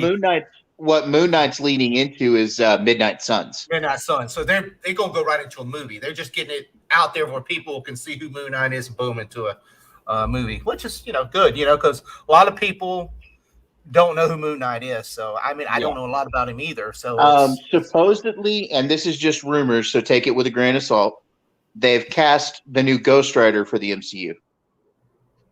And it's going to be Norman Reedus. Well, we might get a Ghost Rider in this Doctor Strange. That's what they're talking about. They're talking about we may actually get 2 versions of Ghost Rider. Nick Cage or the one from S.H.I.E.L.D. Nick Cage, Nick Cage, and the one from Shield. Shield, yeah. And And we're gonna get a Daredevil. What's his name from Daredevil too? Matt Damon. Oh, not Matt Damon. Ben Affleck. Ben Affleck. Yep. Maybe Affleck hasn't quite said yet or not because he's still working on. Tom Cruise has pretty much admitted it the other day. So we got Tom Cruise definitely coming as Iron Man. We already got that. We may also have what's his name coming for the guy that did The Quiet Place, and I can't recall why I'm forgetting his name right now. Emily Blunt's husband. What's his name? Krasinski. John Krasinski. Oh, yeah. John Krasinski might be showing up to play Mr. Fantastic of the Fantastic Four. Dude, I am there the first day that movie comes out. If all they're saying what true, man. They're saying that Multiverse of Madness may introduce the Illuminati into the MCU. We also trying to speculate whether James McAvoy might be coming back as Xavier, young Xavier. Possibly. I've heard. We're also what Jackman's been teasing an MCU appearance for months now. Deadpool. We're gonna get a little cameo. Well, we're gonna. The thing about Deadpool is, and they talked about it, that he may be coming in as an end credit scene. He just kind of like in the aftermath of everything steps through a portal and goes, well, okay then. Kind of a fourth wall break. They can say the only F word in the whole scene because they say one F. You say one F word one time would be 13. And I can just see that the end credit. He just pops out of a portal, fuck, and then it goes back in or something like that. or he steps out of the portal and it closes behind him and he can't get back in. And it's fuck, Yeah, something like that. Yeah, definitely. Yeah, because we know Deadpool's coming because he did that thing with Ford. Yeah, he did the little blurb with Ford. I'm scared. I don't want to go into movies so over, expecting so much because you get let down, but. Damn, just the rumors just pop. The rumors just keep popping up. We might get Wesley Snipes back as Blade. We might get this. Damn, if we just get half of those guys back in there, it's gonna be, you'd be like, it's gonna be. It's like this is like the end game of, Infinity War and Endgame. This is like the second part off the Spider-Man. It's gonna imagine when you can get these both out together and watch them continuously, one to the other, and it's like, be a awesome. They delayed Doctor Strange to May. It was originally going to come out in March. They moved it back 2 months because they're reshooting some scenes. Yeah. They're doing reshoots, and I don't remember who it was, but it was an insider I heard from the other day. Said that it's good reshoots. They're doing because normally when you do reshoots, it's for a bad reason. A lot of reshoots, I heard. They're saying that these reshoots are a good thing, that these are positive reshoots. And also, I've also heard through the grapevine that it's going to be a whole lot of fan service. Oh, yeah. Well, us Marvel nerds love our fan service. You get half of those. If you get half of those cameos I mentioned, or even there's a few more, you just get half of them. Like I said, the Illuminati, Daredevil, Ghost Rider. If we just get half of those guys, maybe sneeze. That would, that's just going to be, amazing, anyway. But yeah, I am so, I have to say this because I've always been, I've been into comic books for 40 plus years, and I've been reading comic books since I was about 8 years old, and I'm talking like late 70s to now. And one of my major things that I used to read was all the X-Men titles. Mm-hmm. So I am so ready for there to finally be mutants in the MCU. Exactly. And they missed, in my opinion, they missed a mark with it though with Eternals. They could have mentioned mutants with the Eternals because if you know anything about the comics, yeah, the Celestials created the Eternals, the Deviant, and gave humans the X gene all at the same time, and they missed the mark with that. Somebody there was another podcast, or I read it something that they're going to make Eternals 2. That's how they said they're going to introduce the X-Men for the Deviant. Say it's the Deviants or something or something for the Eternals is how they're going to introduce them. But I know they changed things around. I thought that was the way Wanda was going to do it, but yeah, I know I'm not sure. But I know they're supposed to. They're going to have to make a Eternals 2, even if the way it ended. They teased Eternals 2 at the end of the first Eternals movie, yeah. And if if you saw the end of Eternals when Dane Whitman. When Dane Whitman was messing with that sword, Black Knight, that voice he heard, that was Blade, right? Blade, yeah. That was Mahershala Ali. And I wish they would have did more of the Black Knight too. I wish they would have, had him out there Well, a little more. If they actually do the Eternal sequel, there's going to be a whole lot more with Black Knight. That was obviously teased, and then of course they teased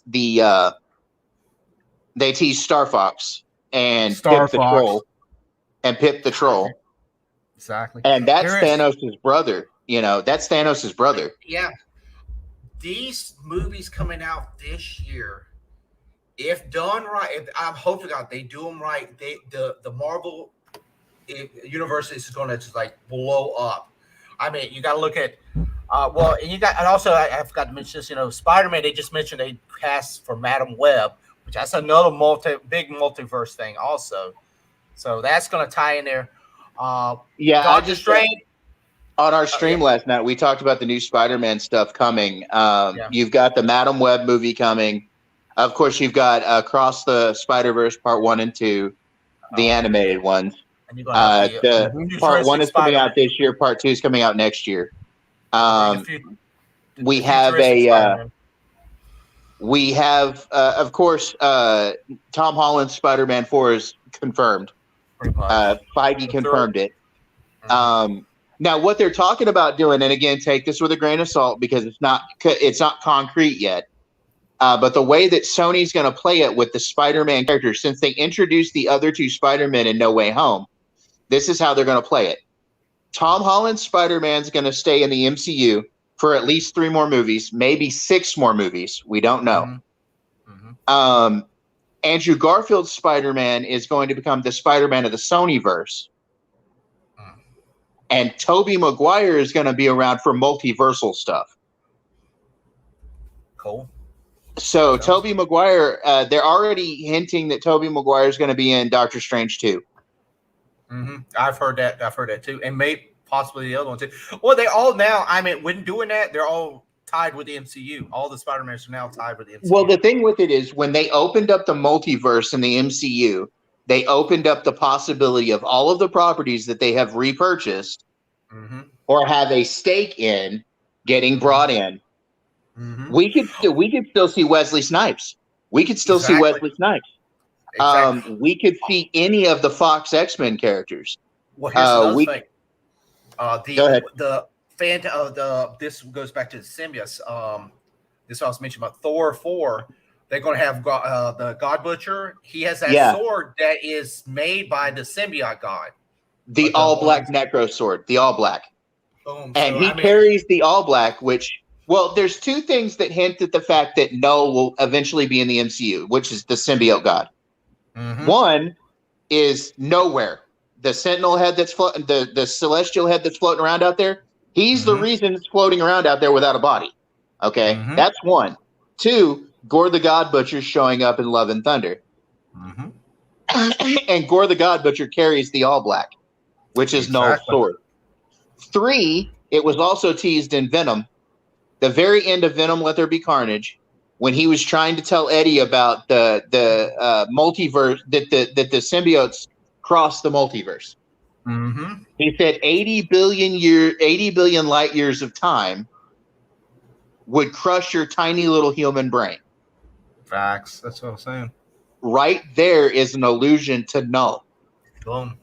I still say you got a lot of You're already crossing symbiotes, and everything's from the Sonys. And then you got and if we get Black Panther, we're gonna get Doctor Doom and Namor. And so as I said, this universe is like a woof, like all over the place. Now, when you bring those characters and all three of those movies in, it's gonna be ain't no telling. The sky's the limit. I mean, especially when you start getting those different. Like I said, when you start Gore the God Butcher, you're gonna get that cosmic. You're gonna get that cosmic realm. We'll get Doctor Doom. You're gonna get that realm.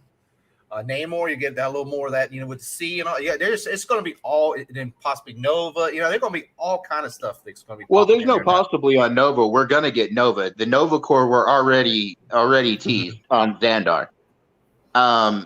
There's rumors that we're going to get Sam, the second Nova, the kids, Sam, Alexander. There's also rumors that we're going to see the original Nova, Richard Rider. The sky's the limit with these characters because, again, they opened up the multiverse. Mm-hmm. And anything can happen. God. And if Doctor Strange 2 is even half of what I think it's going to be, it will be a damn good movie. Exactly. And I said the same thing about No Way Home, and I was proven right. They gave me everything I wanted in that movie. And if you go back and watch my streams with Brodan, we speculated before No Way Home came out. We speculated a month before No Way Home came out. And everything we said, we were dead on with. Mm-hmm. Everything we said happened, including Venom showing up.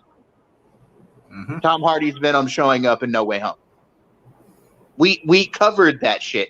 And in fact, after we both watched No Way Home, Brodan was like, bro, we called it. We called it. And if even half of what's going on in my head, what I'm thinking about Doctor Strange 2 happens, it's going to be an awesome movie. Oh, yeah. I mean, for one, Wanda's going to be a badass in that movie. Okay. Mm-hmm. And I honestly think she's going to be the big bad. I think that we're getting misdirection with this giganto creature or whatever, the tentacled guy. Mm-hmm. I think that's misdirection. I think the real true bad, the big bad of that movie is going to be Wanda. She's controlling that creature. That's what I've understood. It's possible. Yeah, it's possible. But you see, Gargantos, the creature was originally supposed to be Shumagorath. Shumagorath. Some of the copyright issues I heard. That's why they had to change it. And you want to know who the copyright issues are with? Who? The estate of Robert E. Howard, the guy who created Conan. Because he originally created Shumagorath. Well, the name at least. Not the creature itself, but the name. He created the name. So now there's a copyright problem with his estate, so that's why they can't use the name, but they can use the creature. And they just renamed it. You want to know who I want to see in live action? Did you see What If, the What If show? Mm-hmm. Yeah. I want to see Infinity Ultron show up in live action. Wow. That would be interesting. You know, we're going to get 3 different versions of Doctor Strange. We're going to get the regular Doctor Strange. We're getting the evil Doctor Strange from What If. And we're getting the Defenders Doctor Strange, which is an entirely different multiversal version of Doctor Strange. We're getting like 3 different versions of Doctor Strange in one movie. Mm-hmm. So it's going to be interesting. I'm also waiting for Kang the Conqueror to become a thing. Mm-hmm. Yeah, I mean, he showed up. He showed up in Loki. Thing. He started this whole thing, and I thought they would show him something in Spider-Man, but maybe not. I mean, we kind of see him in Loki, but I kind of want to see how they're actually going to do him. Well, the version that we see in Loki is only one version of Kang the Conqueror. Because remember, he was known by many names in the comics. He was known as the He Who Remains, which is who he is in Loki. He was known as Nathaniel Richards, which is a descendant of Reed Richards of the Fantastic Four. He was known as Kang the Conqueror. He was known as Immortus. He's been known by different names, but each name he's been known by has been a different character altogether. He was also the pharaoh that fought Apocalypse when Apocalypse first came into his powers in ancient Egypt. So Kang the Conqueror's been around through many different timelines in Marvel. And because he's a master of time travel, he's a master time traveler.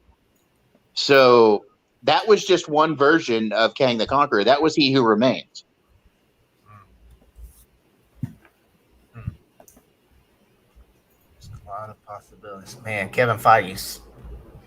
Boy, DC wish they had somebody like him in there could do this. Well, okay, now I've got a rumor on that too, if you want to hear it. James Gunn. Oh, and there's some sad stuff I've heard about that James Gunn came out and said about Guardians 3. It's been hinted at that we're going to lose Drax because Batista wants to quit. He doesn't want to do Drax anymore. Yeah, pretty much. But the current rumor is Feige has not Feige, but James Gunn has said he's done doing Guardians movies. Okay, pretty much. That's what I've heard. Yeah, and we could lose more than just Drax in this movie. We could end up losing the whole crew. That's what I've heard. It won't be the same crew after this. That's what I've heard. Well, he came out and said it's going to be a very dark movie. And when they said, "Oh well, we've heard Drax is going to die," and James Gunn said, "Expect more than just Drax." And I have to say it. I'm going to go out there and say it. I'm a 47-year-old man, but if they kill that raccoon or if they kill that tree again, I'm going to bawl like a child in that theater. You think they're going to bring? Well, they're going to bring Adam Warlock in. You think he's going to come in and kill a couple of them? You think that, and then he'll turn good, or? It's possible. Because remember, Adam Warlock in the comics had his other side, his evil side, Magus. Mm-hmm. And if he comes in as Magus, there's no end to what he could do to that crew. Mm-hmm. I mean, yeah, they're powerful, but they're also mortal. There's no godlike abilities on that crew because Quill gave up his powers. Mm-hmm. So they're badasses, but they're not super powered badasses. Yeah. Problem with Marvel, they won't give James Gunn the power to. Sort of like the Peacemaker show. If he could do a Marvel show like that, I mean, if you've seen Peacemaker, right? If you watch Peacemaker, yes. Do you like it? I mean, do you like it? Oh, I've loved it. I've loved every episode. I was like, I wish. I mean, that's amazing. I was really skeptical because I really didn't like John Cena as an actor and all that. But this I hate John Cena as a person. I hate him. I don't like his politics. I don't like him at all. He is perfect in this role, though. I mean, I mean, I was like, I ain't watching this crap. You know, I was like, when I, you know. Yeah, but I watched it and I was like, this show is fire, man. The thing about me is I can separate the art from the artist. Okay. Just because I dislike an actor doesn't mean I can't like something they're in. Okay. Yeah. Because I honestly I can't stand Mark Ruffalo, but I'll watch him as the Hulk smash things. Yeah. You know. But anyway, the second part to what I was saying earlier about Guardians is they're saying the undertone is that James Gunn is doing more stuff at Warner now for DC. Mm-hmm. And a lot of the people, this has come out from some of the people that are, voices inside Warner. They're wanting James Gunn to come over to DC and become their Kevin Feige. Yeah, that's what I've heard. Well, J.J. Abrams signed over there too, and he was supposed to be tinkering with some of them, but I don't think he's the person they need. Well, see, the problem with Warner is, and why the DCEU hasn't gotten off the ground, whereas the MCU has, is they need somebody solidly in charge over there at DC. Okay, they need a Kevin Feige. Exactly. That's the whole reason why the MCU has lasted 12 years.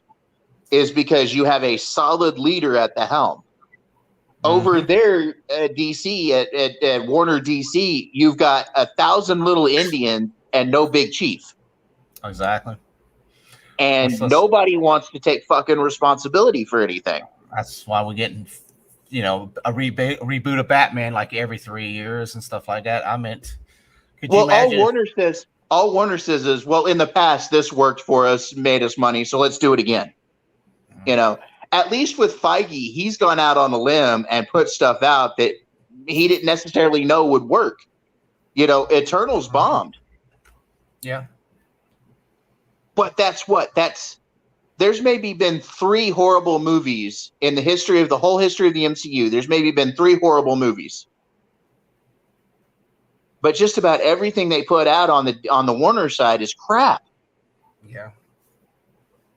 Or just ain't made money. I mean, Kevin Feige, even if he has one Eternals, which has still made what it make $450 million. I mean, which is somewhere in there, yeah. But it's better than what like Birds of Prey made and this made. Yeah. I mean, and I will say this, cinematography wise, that movie is beautiful. Mm-hmm. That is a pretty movie. But what they did, and the biggest mistake they did with Eternals, is they put a newish director, Chloe Zhao, she's relatively new director, on an ensemble movie. And you just can't do that. You have to have a dedicated, experienced director if you're going to do an ensemble movie like that. Like, I wouldn't give a brand new director the X-Men, okay? I wouldn't. No.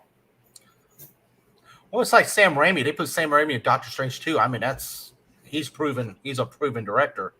I mean, that's just, I mean, if they'd have put the original, I don't know if the original Doctor Strange, I like the original Doctor Strange, but maybe he was not wanting that, what Kevin Feige, with this movie he's doing. So, yeah. But like I said, that goes back, with DC is they do need somebody because they don't know what they're doing. I mean, even though he's had that one bomb, well, it ain't really a bomb. Like I said, it's made $450 million. DC's made some movies that has lost their ass. I mean, like, what was it? The Ryan Reynolds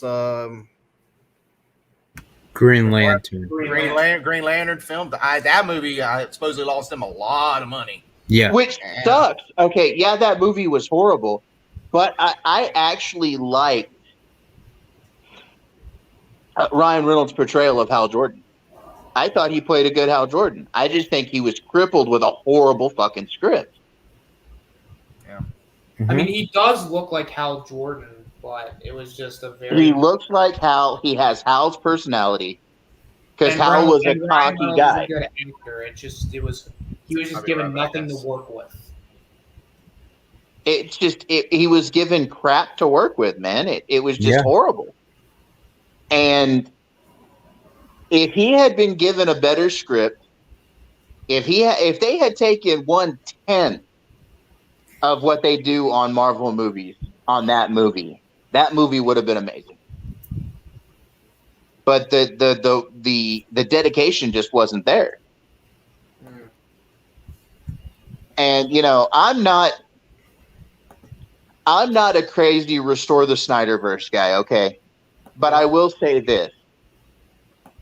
Zack Snyder did the best he could with what he was given.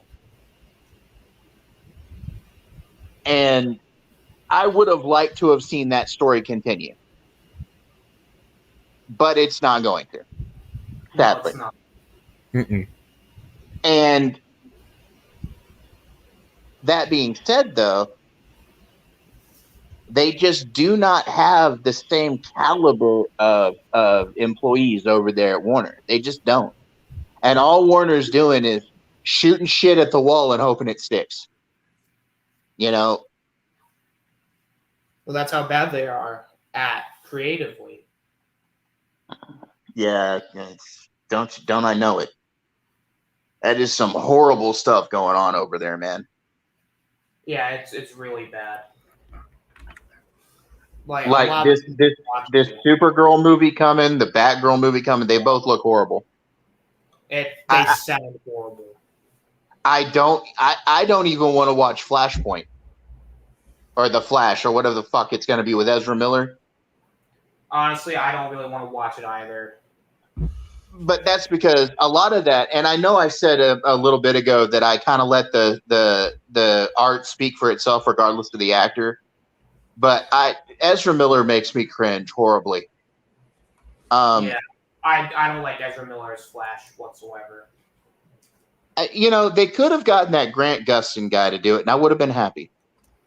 The guy that does it in the Flash TV series. Yeah, and that would have worked. But it drives me insane. And the biggest problem with Warner, and this is the major problem that I have, is they're not trying to do their own thing over there at DC. They're trying to chase Marvel. Yeah. Because if you notice, Marvel's doing Multiverse of Madness, and they did No Way Home, which had multiversal stuff in it. And gee, now the Flash is coming, and they're doing multiversal stuff. Mm-hmm. They're chasing Marvel's formula, thinking they're going to make money, and they're not going to. It's just not going to happen. Yeah, they're not going to make. They won't. Because they don't have the dedication. The dedication is completely lacking. And they don't have it. They don't have the formula. They just don't have it.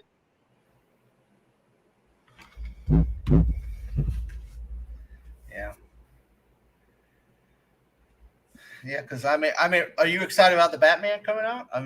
Yes. That's the only Warner property I'm excited about coming out. I'm excited for the Batman because I think Matt Reeves has something with that. Just the stuff I've seen just looks amazing. And I think everybody was scared that Robert Pattinson wouldn't be able to do the Batman, and I think he's got it down. Have you seen the funeral scene? The funeral clip that they put out? Is that the new one they just came out the other day? It was like a minute long. Yeah, it's like minute and a half, something like that. Yeah, anyway, I think I saw that. it's in the church, and he goes and saves the kid, and the car drives through, and all that. You know who that kid? You know who they're speculating? Well, what I've heard speculation of who that kid could be. Who? Dick Grayson. But just in that, like, if you watch Robert Pattinson's facial expression at that funeral and then looking at that kid and knowing that kid had lost a parent, you could see the 12-year-old boy, Bruce, having just lost his parents in his face. You could tell. Because that cop turns around and says, "Oh, hey, look, it's Mr. Wayne. Hey, Mr. Wayne." And he just kind of looks over at that guy like, huh? Like he's lost in his memories. He's lost in the PTSD. You know what I'm saying? Mm-hmm. And I mean that again, take it with a grain of salt until it's actually stated and everything, until it's made concrete that it's just a theory for now. But I will say this, I have rarely been wrong. I have rarely been wrong. What about it being 3 hours long? Do you think that's too much for a brand new reboot of Batman, or think that's no? Maybe? And I say that because we're not getting an origin story. We're not getting the origin story again. We're not getting the same old rehashed Batman shit. This is Batman Year 2. This is a Batman that's been doing his thing for a short time, and he's still getting it right. And he's going to be way more brutal in this movie. Way more brutal than he's ever been before. It looks darker. It looks like a darker film than we normally. Well, Pattinson came out and talked about it. He said that his interpretation of Bruce Wayne and the Batman is he's still angry. He's still angry about the loss of his parents. He's still angry about everything he's been forced into. So he's going at it with more intensity. And that's exactly what Matt Reeves wanted. He wanted a more intense, more hyper-focused Batman in this movie. Because most of the time when we get Batman, we get an older version of Batman. He's been at it for a long time. Hey, what's up? Hey, what's up, guys? Hello. But we get an older version of Batman that's been at it for a while. Pattinson's Batman is going to be a younger, more intense, more angry version of Bruce Wayne and Batman. Yeah, exactly. That's what I've been noticing too about this version of Batman. Like, this is going to possibly be, in my honest opinion, possibly the most brutal version of Batman ever, because what we've been seeing from the trailers and how angry he is, like what we're going to be seeing, like Matt Reeves is going to show us a version of Batman that we've never ever seen before. The Along only with place, that, like Paul the Dano only too, place like as you've seen Riddler. this version of Batman is in the comics. Yeah, well, exactly, but If you ever read Batman Year One or Batman Year Two, you've seen this version of Batman. well, yeah, exactly. I mean, like, the reason why I say like a brutal version is because of like how you see like Batman like with a taser like underneath his kind of glove and just tasing that one dude in one trailer. That's Oh why I yeah, kind of I say mean, like this is gonna be possibly like the most brutal version of Batman ever. Well, I take that back, not ever, but one of the most brutal version of Batman that we've ever seen, especially because of the fact that possibly we've never had a Batman like this before, usually in live action, other than like Ben Affleck as Batman and all sorts of other ones as well. But this one is possibly going to be a very interesting one, especially with the rumors going around where in the beginning of the movie, Batman is possibly going to be killing. Now, this isn't a reliable source; these are just rumors. But there was something about that where he is possibly going to be killing, and then later on in the movie, he finds out that he was wrong to do that, and then he becomes the and Batman I that was we I was know. actually about to cover that. Oh, you were okay. This is a Batman that is unpolished. He's not a very moral man at this moment. He's angry. He's confused. All of this stuff has been thrust upon him, and he feels like the only anchor he has is Alfred. Okay. Yeah, And he feels lost. He really feels lost. And I mean, you see it if you watch the funeral scene clip. I You have see seen it. it. Yes, I thought that You scene see was it. pretty interesting. You see it in his eyes when he goes to save that kid's life, or when he's watching that kid and he knows that kid's lost his parent. Mm-hmm. And I speculate that that's Dick Grayson. I could be wrong, but that character. I mean, like you could see it in his face when that cop, like I said a little bit ago, when that cop says, "Oh, hey, Mr. Wayne, how you doing?" He just kind of looks at that guy like there's two things going on in his face when he looks at that cop. First is, huh? Because he's completely lost in his past in his head. But the second look is, I'll kill you. Don't bother me. Why are you talking to me? He's very animalistic. He's very savage right now. But I do think you're right. I think eventually somewhere in that 3-hour time period, he's going to realize that his way isn't the best. Yeah, exactly. Like, and there's even been like some rumors going around that like this version of Batman is gonna be kind of in a way as well. It's gonna be kind of like the Batman that we saw from Batman the Telltale series, where like okay, like for those of you that have played it, Batman the Telltale series, Yeah. you will remember that like there are a lot of choices where it's like, oh no, like which one should he do? If he does this one, that's going to make him look brutal. And then if he does this one, it's going to make him look good, but there's going to be some consequences coming around.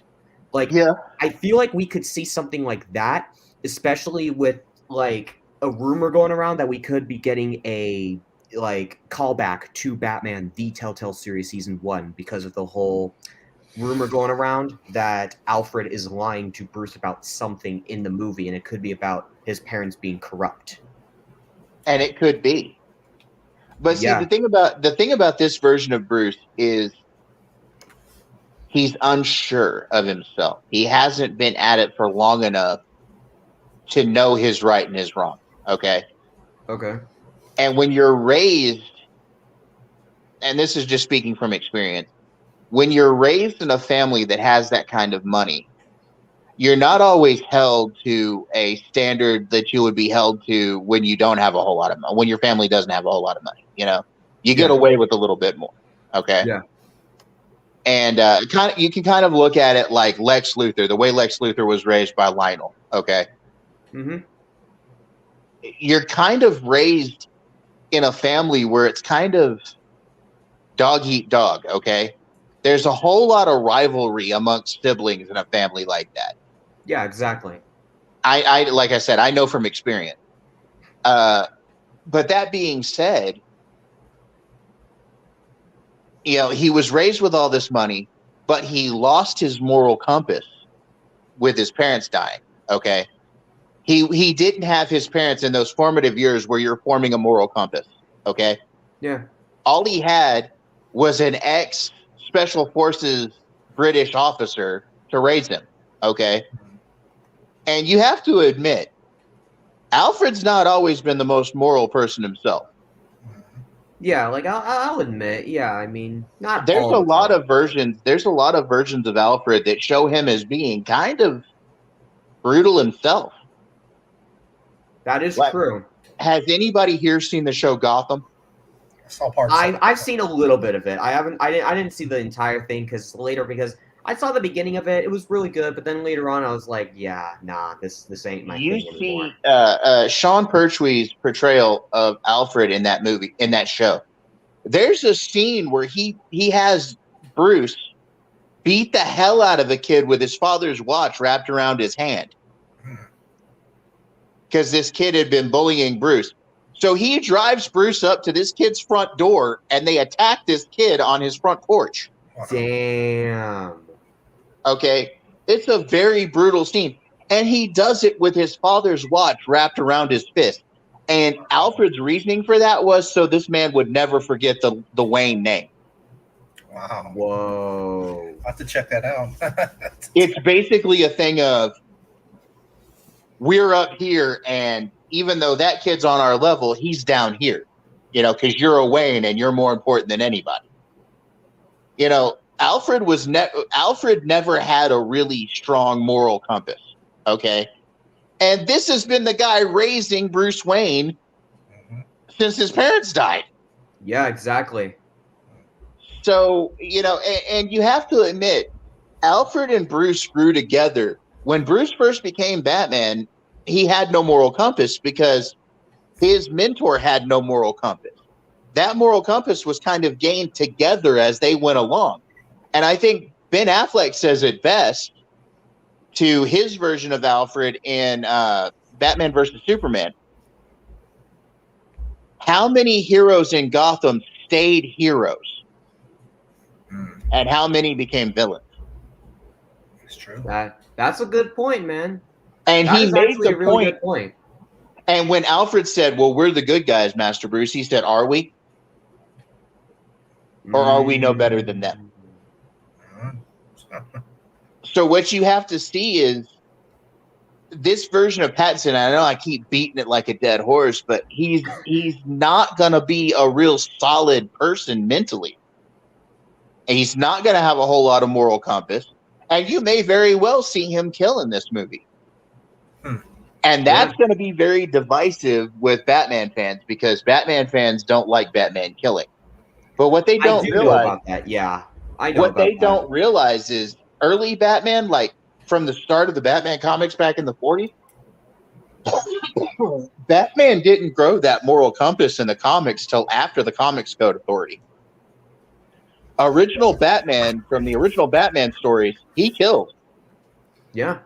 In fact, the villain from his very first appearance in Detective Comics number 27, he dropped the guy off on the balcony to Commissioner Gordon's office. And as Commissioner Gordon was coming to get the guy, he broke his neck in front of Commissioner Gordon. Oh. Fat 1 minute real quick. Austin just texted me he's going to be jumping on. Austin, pimp out your channel real quick before you go. Yeah, I got my own channel. I do a bunch of stuff over there. Check me out on Sundays for the Book of Boba Fett Roundtable on the Chaos Central channel. Chris Knight's channel, Review 3000 for the weekly wrap-up. Check me out on Wednesdays on Guy Scar's channel, The Basco Scenario, for the Hangout. Find me here late Friday nights for the late night snack. On the Jasonlee Tucker Statements channel, Galactic Chat, usually on Ninjoid's channel, and basically just everywhere else you can find me at. I hope to see you again, man. Yeah. We'll have to talk about that wrestling thing next show, or we'll do another stream about the wrestling thing. I know you. Yeah. We'll do that because I know you had some things on last week's Royal Rumble. So we'll definitely have that coming up. Yeah. Austin, brother, I appreciate it, brother. Yep. Yeah. Later, be- guys. Nice meeting you, Thade. Yeah, be safe, man. Yeah. Nice meeting you guys, and I'll catch you guys later. All right, later, man. Later, guys. Later, brother. Later. But yeah, I'm really looking forward to the Batman. Same. I'm saying that from the level of the fact that I'm not really a Batman fan. Okay, I never have really been a Batman fan. Oh, really? Yeah, I mean, I read Batman comics back in the day, but I've had this opinion that he's just been way overdone over the years. You know, it's like Jasonlee just said. You know, they do Batman every 3 or 4 years. They reboot Batman, and it's just been overdone. Well, let me ask you this. Do you think this Batman, they're going to try to tie it in with the rest of the DC universe, or this is just going to be by itself? I think it's going to be by itself because there's been no indication. Yeah. There's been no indication of a tie-in. About the only thing that it may tie into, and this is a long shot, but they may try to tie in the Arthur Fleck Joker to this Matt Reeves Batman. But that's a long shot. Well, they're going to make I guess, isn't it confirmed they're going to make the Joker too? Are they? Somewhat. Yeah, it's somewhat concerned. It's fuzzy. It's fuzzy. It's somewhat confirmed, but we're not. It's rocky right now. Not 100% sure. Yeah. Because Joaquin Phoenix hasn't committed yet. Yeah. But the moment Joaquin Phoenix commits, it's a done deal. Oh yeah, 100%. Yeah. It's much money. Now, the only thing that I'll say about that though is it really necessary to do a sequel to that movie? No. I don't think so. No. And why I say that is, you know, you could tie it in to later properties, and that would be fine with me. But I think they said all they needed to say with that first movie, and I'm not upset about it because of all the controversy it caused. What the fuck ever. I don't care. Okay, but just the simple, you know, the simple fact is, I think it did its job with that first movie. And there's just certain movies that don't need a sequel. They just don't. You know. Now, do I think that Arthur Fleck's going to be the be-all and end-all Joker if they connect it to the Matt Reeves universe? No. What I think Arthur Fleck's Joker is the catalyst to who's going to eventually become the Joker we all know. I think it's they did this thing in the Gotham show to where the Joker was more a state of mind than an actual solid person. That it could be, it's like a mantle that you wear, you know, like that you can be quote unquote infected by the previous Joker. Okay. And that's been something that they hinted at in the Batman comics when they did the 3 Jokers thing and everything else. That this is kind of a mantle that's passed down, that the Joker has been many people over the years. Yeah, exactly. And, I think that the Arthur Fleck Joker could be, maybe if they tied it in, he could maybe be in flashbacks, and it could be for this Batman's Joker. You know what I'm saying? Like it's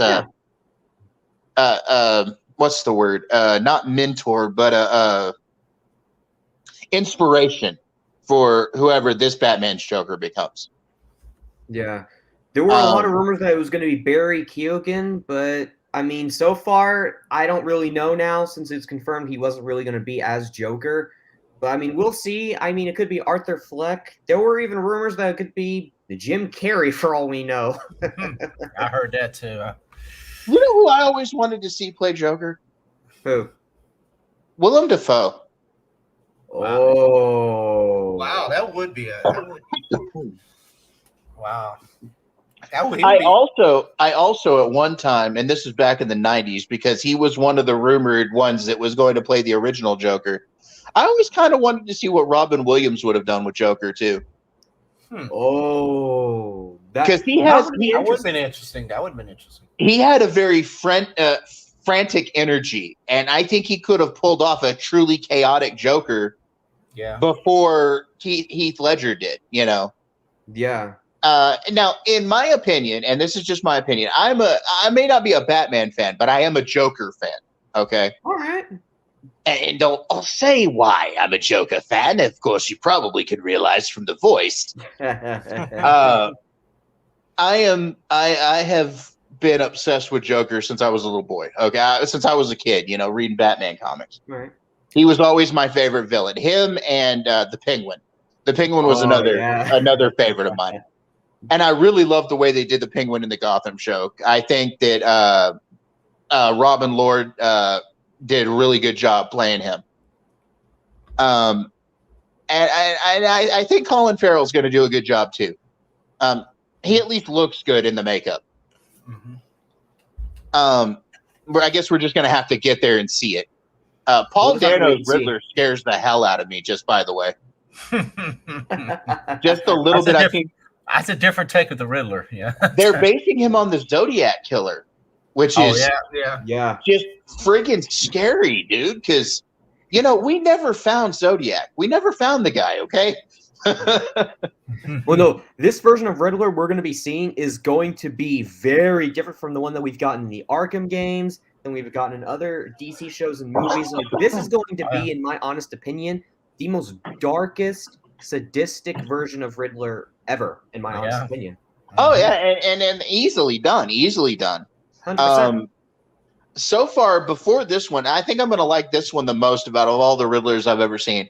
Oh, 100%. But so far, my favorite Riddler is the one, the guy that played him in Gotham. That's been the best portrayal of the Riddler I've seen. But I think this Paul Dano one's going to blow it out of the water. Oh, absolutely. There was a couple characters they did in Gotham. Danny was showing us that the guy did the Mad Hatter. They did a perfect. Mad Hatter was amazing. Yeah, there was a couple characters on there. And I have to say it, Cameron Monaghan. Played Jerome and Jeremiah Velasca, which were twin brothers. That were, because with that show, they couldn't use the name Joker because they were going to make the Joker movie, and Warner didn't want them using Joker. But their takes on Joker, the twins' takes on Joker, was very interesting. There was a time in the comics where Joker had his own face removed from his body by the doll maker, and the doll maker tore off the Joker's face and then stitched it back onto his body, and there were scars and all this. It was very weird. Well, Jeremiah Velasca, which is the first Velasca brother that Cameron Monaghan played in Gotham, played that version of the Joker. Okay. And there's an episode in season 1 of Gotham. It's called The Blind Storyteller. Okay. And there's a scene. And in this episode, Jeremiah Velasca reports that they find his mother's body dead at the circus because she works for the Haley Circus, which is the same circus that Dick Grayson's parents worked for. Okay. All right. And you actually meet Dick Grayson's parents as young people. They're not even married yet, but you meet them in that episode. All right. Wow. And there's a scene.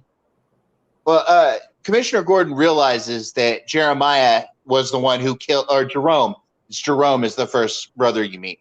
Anyway, there's a scene in that movie, in that show, in that episode, where Jerome is because Commissioner Gordon has realized that Jerome Velasca is the one who killed his mother. Okay. Yeah. And he's questioning Jerome Velasca in an interrogation room.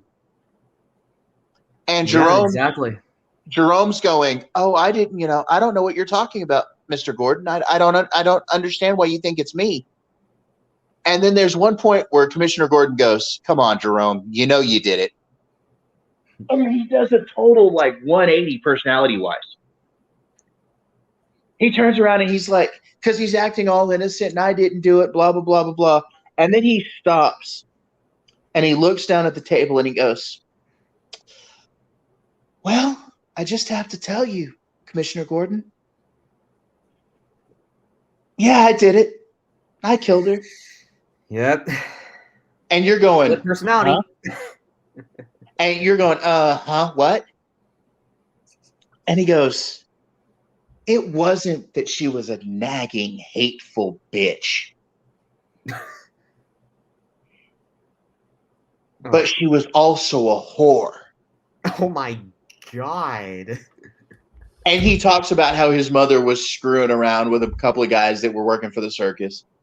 What the hell? Yo. And he's like, and I could have been okay with her being a nagging, hateful bitch. But a nagging, hateful bitch that's also a whore, I just couldn't handle it. And then he looks at him, and you see just a glimpse of that innocent act he was giving a minute before. Oh my god. And then he gets this dead look on his face and this smile. And that smile, you're like, oh my God, that's the Joker. You should look up that scene. It's brutal. And he looks at Commissioner Gordon and he gives that smile, and then he just starts off with this laughter. And it's the most disturbing thing I've ever seen. God. Well, I mean, I heard about that. I heard about the whole Jerome Joker thing. I didn't know that much about it. It's just the only reason why I didn't was just because, earlier on, when the earlier seasons kind of came to an end and we got a little more of other stuff going on in the whole Gotham show, in the middle of it, it just there were things that were going on that just kind of went downhill for me. I was like, yeah, this is starting to not be my thing anymore. And then Jerome dies long about the first part of season 4. I heard something about that. Yeah, I heard something. Jeremiah he falls from the top of a building. Commissioner Gordon tries to save him, but he lets himself fall. Yeah. And as he's falling, he tells Commissioner Gordon, I'm only the first. There will be others. And that's where the whole idea of Joker being a virus, a state of mind, not just a single person, Oh, okay. He says, there will be others. You'll see. And he dies. Well, then comes around, and he seems like a pretty cool dude. The twin. He comes. Cameron Monaghan comes back playing his twin. Yeah. And he's talking to. He's trying to get. He tells Commissioner Gordon that he's being hunted. And Commissioner Gordon goes, "Well, by he's trying to help him. He's like, well, Jeremiah, by who?" And Jeremiah goes, "My brother." And Commissioner Gordon goes, "That's not possible, Jeremiah. Your brother died. I was there when your brother died." He goes, "You don't understand. I'm being hunted." And there's this scene where because he's got himself hidden in a bunker, okay? And he's a chemist. And, Joker was a chemist, you know? And he's a chemist, and he's sitting there, and he's in his bunker. Well, he gets this package delivered to him. And he opens the package, and when he does, this thing pops out of the box and hits him in the face with Joker venom. God. And it fucking twists his mind, dude. Well, the next time you see him, because you see him, he gets hit in the face with it. And you know how the victims of the Joker venom start that laughing thing? Yes. Well, he breaks out into that crazed laughter, and then you think he dies. But he doesn't. And the next time you see him, he looks very much like a younger version of Jack Nicholson's Joker. Oh, he shows up, and he's got the pale face, and he's wearing a purple suit with the fedora. Oh my God. And his lips are red, but they're not an exaggerated smile like the Joker is, but his lips are red. And he's got the pale skin and the green eyes, and they really stand out. And his hair is green. Yeah. And he shows up because Commissioner Gordon, or rather the police department, the GCPD gets this report that there's a bunch of bombs set up all around the city, and that the person that set the bombs are going to blow certain ones up if certain things aren't done. All right. Well, Commissioner Gordon's standing outside of the police department, of the main police department that he works for the GCPD, and you see this car pull up, and Jeremiah Velasquez gets out of the car. Oh boy. and he's wearing the purple suit, and he gets out looking very much, like I said, like a young version of Jack Nicholson's Joker. Oh boy. And yeah, he ends up attacking Bruce. He shoots Selena Kyle, Oh. and she's paralyzed for the better part of the 4th season. Until the doctor that's always been important to Batman. What's her name? You know who I'm talking about. The one that he uses that knows he's Batman, but I'm trying to remember. I haven't really watched. It's been a long time since I've seen Gotham or rewatched the early seasons. I'm talking about just in general. She's a major Batman character. She's been in the comics. She's been in the animated stuff. Leslie Hopkins, I believe her name is. Leslie Hopkins.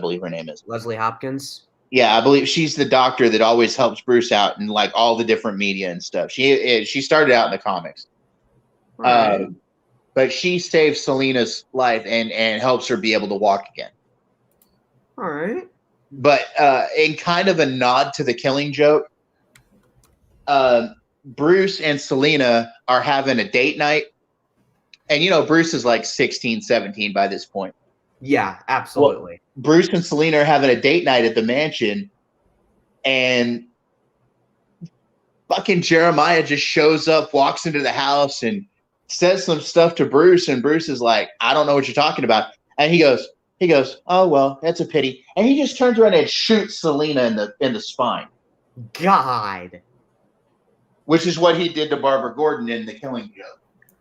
Oh, I didn't think about that. Yeah, that is kind of what happened back in The Killing Joke, and then they're repeating that here. Like, I'll admit that is a pretty cool. That is a pretty cool, like, kind of like tipping the hat right there to The Killing Joke. Yeah, it's a really interesting. Like they tipped the hat, and though they never called him the Joker, he pretty much was the Joker. Yeah, pretty much. We're pretty much, even the thing even happens to him at Access Chemicals. He gets dropped into the vat of chemical. Oh. There's a point in season 5 where Bruce has been going out as not really the Batman yet, but he's been going out as a vigilante. All right. And he's got kind of a Batman costume, but it's not really the Batman. It's more like the Owlman costume, to be honest. Yeah, kind of. I noticed that, yeah. And he goes out and, like, he chases Jeremiah into Access Chemicals. And he's fighting with Jeremiah on the catwalk. And Jeremiah falls into the chemicals. Dang. Well, they take him away. And you hear he's talking to Commissioner Gordon afterwards. And he talks about how they imprisoned him at Arkham. Yeah. That he's in a coma. And they show him. And he's all like fucked up. Like that's the only thing I didn't agree with. His final form was kind of ugly. He only had he had like just some of his hair left. And he was kind of deformed a little bit. Yeah, I understand. Yeah. Wow. But they show him, and at the very end of the last episode of season 5, there's a time jump. It's a 10-year time jump. Oh, yeah, I remember that. I remember seeing this scene. And then he's chasing that version of the Joker in the actual Bat costume. And that's how that show ended. That's how that series ended. But it was a very unique form of the Joker, you know? Yeah, I'll admit it. That version of Joker, I didn't see that much of it, but I mean, like, that version of Joker was, in my opinion, it was interesting, man, I'll admit. But, man, at the same time, man, there were just some things about just the show itself later on where I was just kind of like, I'm not really into it. Well, the thing about that show is the first 2 seasons were pretty solid, okay? Yeah, absolutely. Then the 3rd season kind of dipped. Yeah. And then the 4th season kind of tried to rise again. Yeah. And the 5th season, well, they kind of did, there was a Batman storyline called Cataclysm. I heard something about Cataclysm. Yeah, I heard about that. which is there's this big earthquake in Gotham, and basically Gotham gets cut off from the rest of the United States, Yeah. and they're under martial law, and Batman's trapped with his villains. Well, they kind of did a version of that storyline, and it started off by Jeremiah Velasquez, the second Joker. Yeah. It's kind of tipped off by him because he destroys all the bridges in and out of Gotham. Yeah. And he pretty much takes over. And Bane's involved in some other things. Season 5 was a short season, but it was very weird. Yeah, there were some weird things going on, man. I was just kind of like, I heard about some weird things going on. And I was like, oh boy. But eventually though, I mean, if you ever get a chance to go back and binge that show, just bear through season 3, okay? All right. Because there really is somewhat of a payoff at the end, with season 4 and season 5. All right. Of course, that's my opinion. Yeah, I mean, there are different versions of Joker that are really interesting, unlike certain version of Joker we got from Batwoman. Yeah, man, we have gotten some really interesting Jokers over the years, Jokers that we've come to know and love. Like, for example, my favorite Joker of all time is Heath Ledger Joker, because we all remember how dark, evil, and just how well played that version of Joker was by Heath Ledger, which, God rest his soul. That was my favorite. And Jared Heath is Leto probably right now, Heath is really probably good my Joker. favorite Joker. Heath Ledger. Yeah. Yeah, same here, man. Well, okay. Live action versus animated. My favorite live action Joker is Heath Ledger. My favorite animated Joker is always going to be Mark Hamill. I was about to say, like, let me guess, it's Mark Hamill. Well, it's because I can imitate him rather well. Oh, Patsy, you really think you know me? Dude, you know the Why So Serious speech that Heath Ledger did? Yes. Why? There's so a version of it obsessed? in Mark Hamill's. There's a version of it in Mark Hamill's voice. Oh. I'm trying to remember. I have not rewatched Batman the Animated Series in a very long time. Oh, by the way, do a live action Joker. Oh, that would be cool. There you get his voice. There's another. There's a reboot of the Batman animated series coming out. I heard something about that. It's called Batman the Caped Crusader, is it? I believe so. Yes. Yeah, I've been hearing about that. Yeah, I find that very interesting. Bruce Timm, the original showrunner for the animated series, is coming back to do this new animated show. I and find it's going that to be very done. interesting, and I'm very interested to see what he does with the show, because Batman the Animated Series is a masterpiece to so many people. It inspired so many people, and because the guy who made Batman the Animated Series is coming back, hey, it's going to be a win-win. I know it is. This is going to be a masterpiece to so many people as well. So that's all I'm going to say. And furthermore, Mark Hamill has signed on to be the Joker again. Yes. But I think Conroy. I think Conroy's going to do Batman again. Yes, he's the GOAT of voicing Batman, I have to say. Also, just another thing, and I heard this on Inside You with Michael Rosenbaum the other day when he interviewed Jensen Ackles. Jensen Ackles is about to do Batman in an animated movie. Oh, no way. Yeah, you know how he did the Under the Red Hood? He was the Red Hood. He was Jason Todd. Well, now he's getting to voice Batman in an upcoming animated movie. Oh, nice. He confirmed that on Michael Rosenbaum's Inside You on YouTube. Nice. So that we got that coming up. So with me, with DC, what I like about DC is not the live action stuff, current live action stuff. It's the animated. If they had done their current DCEU like the animated DC has done, good God, it would be so good. It would have been even more off the chain, even though like a lot of the live action stuff that we got nowadays in DC.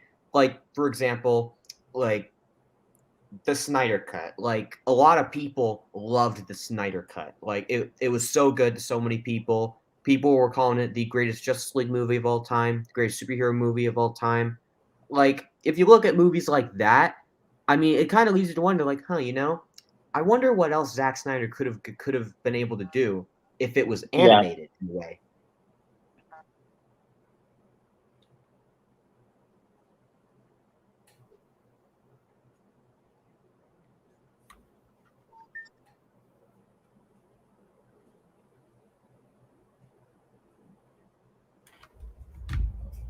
But yeah, if they'd done half of what they've done in the animated stuff, it would have been a good live action universe. But they just never got there with it. Yeah, they never went there with that. I think one of my favorite DC animated things is Wonder Woman Bloodlines. That one was really good. Bloodlines? Yeah. The only DC animated movie that I've seen that I didn't like was I really didn't like Injustice. Oh no, Injustice was bad, dude. It was bad. I think they dropped the ball on Injustice, but other than that, they've done really good. Brave New Worlds or something like that was good too. Yeah. The Justice League movie. Justice League Gods and Monsters was good too. Yeah, I vaguely remember seeing that movie. I mean, like I remember, like I saw that movie before, and I haven't seen it in a really long time. And of course, the animated version of The Killing Joke was really good. Well, yeah, I mean, like there were moments in The Killing Joke. I mean, The Killing Joke in animation, like the movie itself. I wasn't really a fan of the movie, but I liked the story of how Barbara got paralyzed. That I was a fan of. I was like, oh wow, okay. The only thing I really didn't agree with that animated movie is they tried to like shoehorn some weird romantic relationship between Batman and Batgirl. Oh yeah, I remember that. I remember so many people were going after that. They were like, oh, what the fuck is this shit? What are you trying to do, man? No, this isn't what we want. Yeah, some weird sex scene on top of a building, but it was an rated R animated movie. It was, and for the most part, it was pretty true to the story of the Killing Joke comic book. It did in a way, but of course, you really can't too closely cover a classic. You know what I'm saying? Yeah. Like the Killing Joke comic book is so good. It is. And you really can't capture lightning in a bottle twice. Okay, Yeah. No matter how hard you try. So the animated movie was pretty good, but it wasn't the best of the animated movies. But several of DC's animated movies have been really good. Yeah. Emerald Twilight was good. Yeah. Under the Red Hood, Part 1 and 2 were good. Oh yeah, Under the Red Hood. That was good. The Long Halloween Part 1 was good. We haven't seen Part 2 yet, but I'm sure it's going to be good too. Oh, The Long Halloween Part 2? That came out. Oh, I haven't seen it yet, so. Oh, well, I will say this. Part 1 really blew me away when it had to do with the holiday killer. Because, like, there were so many moments where I was like, oh, it's this person. But they tricked us, and I was like, who is it? Who is the killer? Yeah. Have they done a version of Hush yet? Oh, Batman Hush? Yeah. They did back in 2019, but a lot of people, it got a mixed reaction. A lot of people weren't that big of a fan of it. I love the storyline in the comics. The Hush story was classic. It is interesting. It's interesting, and it's really good. See, I've never been a real fan of Batman himself, but I've been a fan of his rogues gallery. Yeah. I think I read the Batman comics more for the bad guys than for Batman. Yeah. But yeah, it's been an interesting travel with DC. I mean, like I said, they can do animated really well, but their live action shit is just down the tubes lately.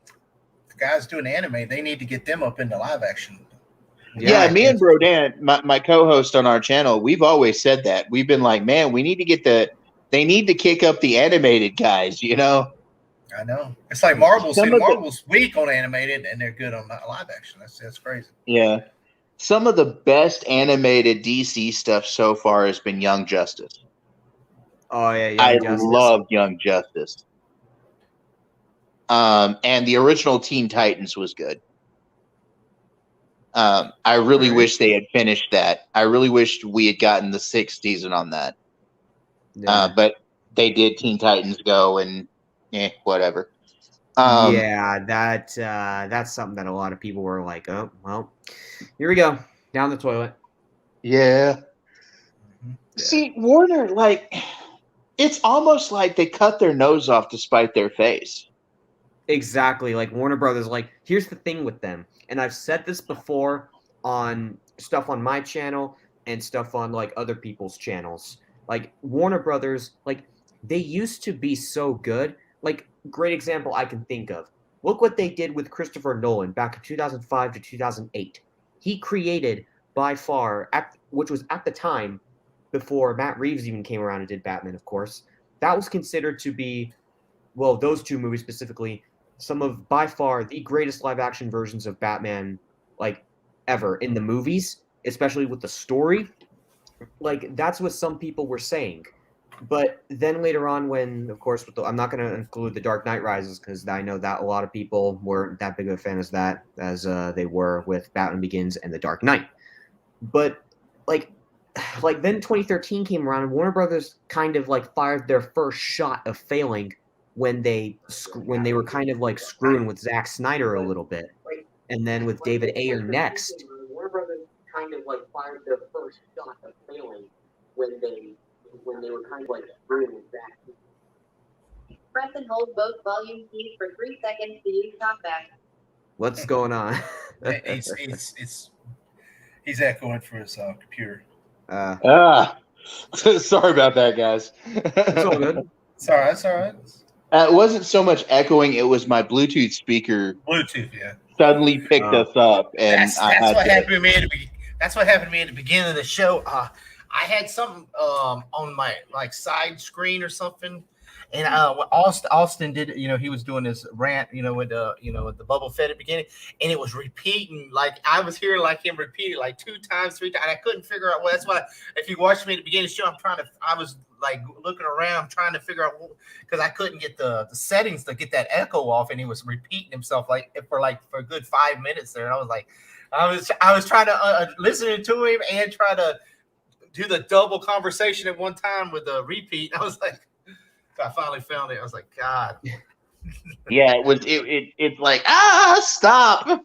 Yeah, he was exactly. you can hear it was like Boba Fett was a bad man, and then here 2 seconds later, Boba Fett was a bad man, and he was already Boba Fett was on the starship. And I was like, holy crap! I'm going berserk here. Well, and I was trying to. I'd reached over and tried to turn it down on the speaker itself.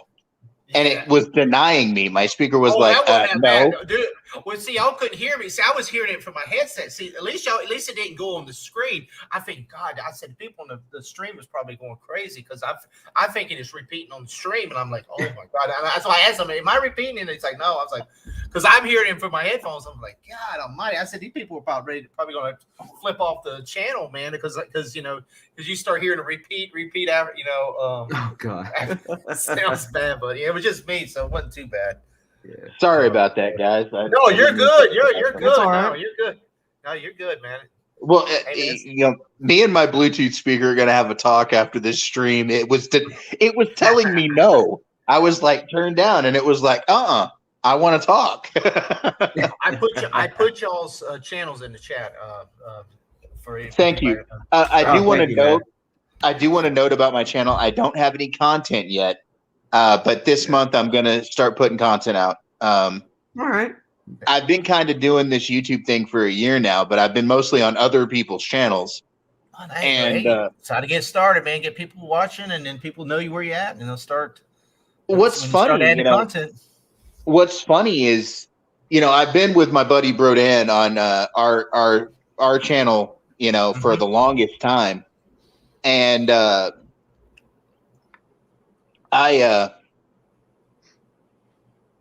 it's been about 6 months I've been over there with Brodan. I took some time off, but I've been roughly with him about 6 months.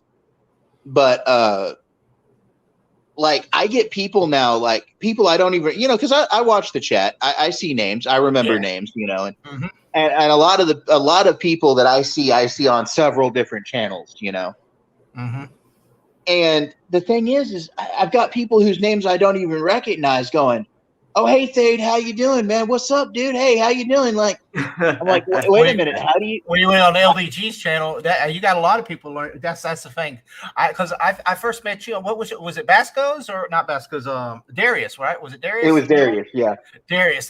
Then you went to LDG. So I was chatting with you there a little bit. Then we on LDG's channel and Yeah. Hey, that's how you meet people, man. That's what's cool. Like LDG, I met a lot of people for him. Darius, I met a lot of people. I was working on things, trying to start getting my channel ready, and I noticed I've got subscribers and I don't have any content. It's like, whoa, hey, that's cool. You get it, man. You start adding a little bit, and you already got some people already following you, and then that's just it's like from there. And then I've like last night, I was on a couple of different panels last night. I was on YouTube doing streams for like 12 hours yesterday. Damn. Oh man, and like I had people following me from stream to stream. Like, I'm a pretty verbose person, as you can probably tell. I can talk a lot, and I can tell, yeah. It's like, Jesus, man, what the hell? Like, really, I was hoping Canadian Spider-Man was going to come. I'd sent him a link, but he might have been busy tonight. And he was on last week, and he's a talker, man. He's funny. He's a funny person. I was so worried about him when he had that crisis that last week.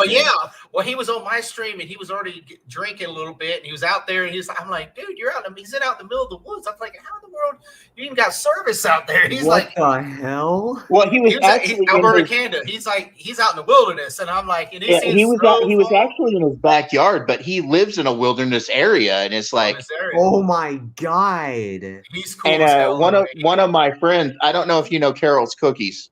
Yeah. But she like questioned. She got around talking to people, and she finally found out what his address was. And her and Darius sent the authorities around to his place. Yeah. Well, he was talking to me and said if his neighbor was shooting something out of their chimney, he goes, and I was like, oh crap, they're gonna see a fire on the stream here, because he said like a explosion was going out of the chimney, or they lighting the chimney up. So. Oh god, he's funny though, man. He was cracking me up, man. He's hilarious.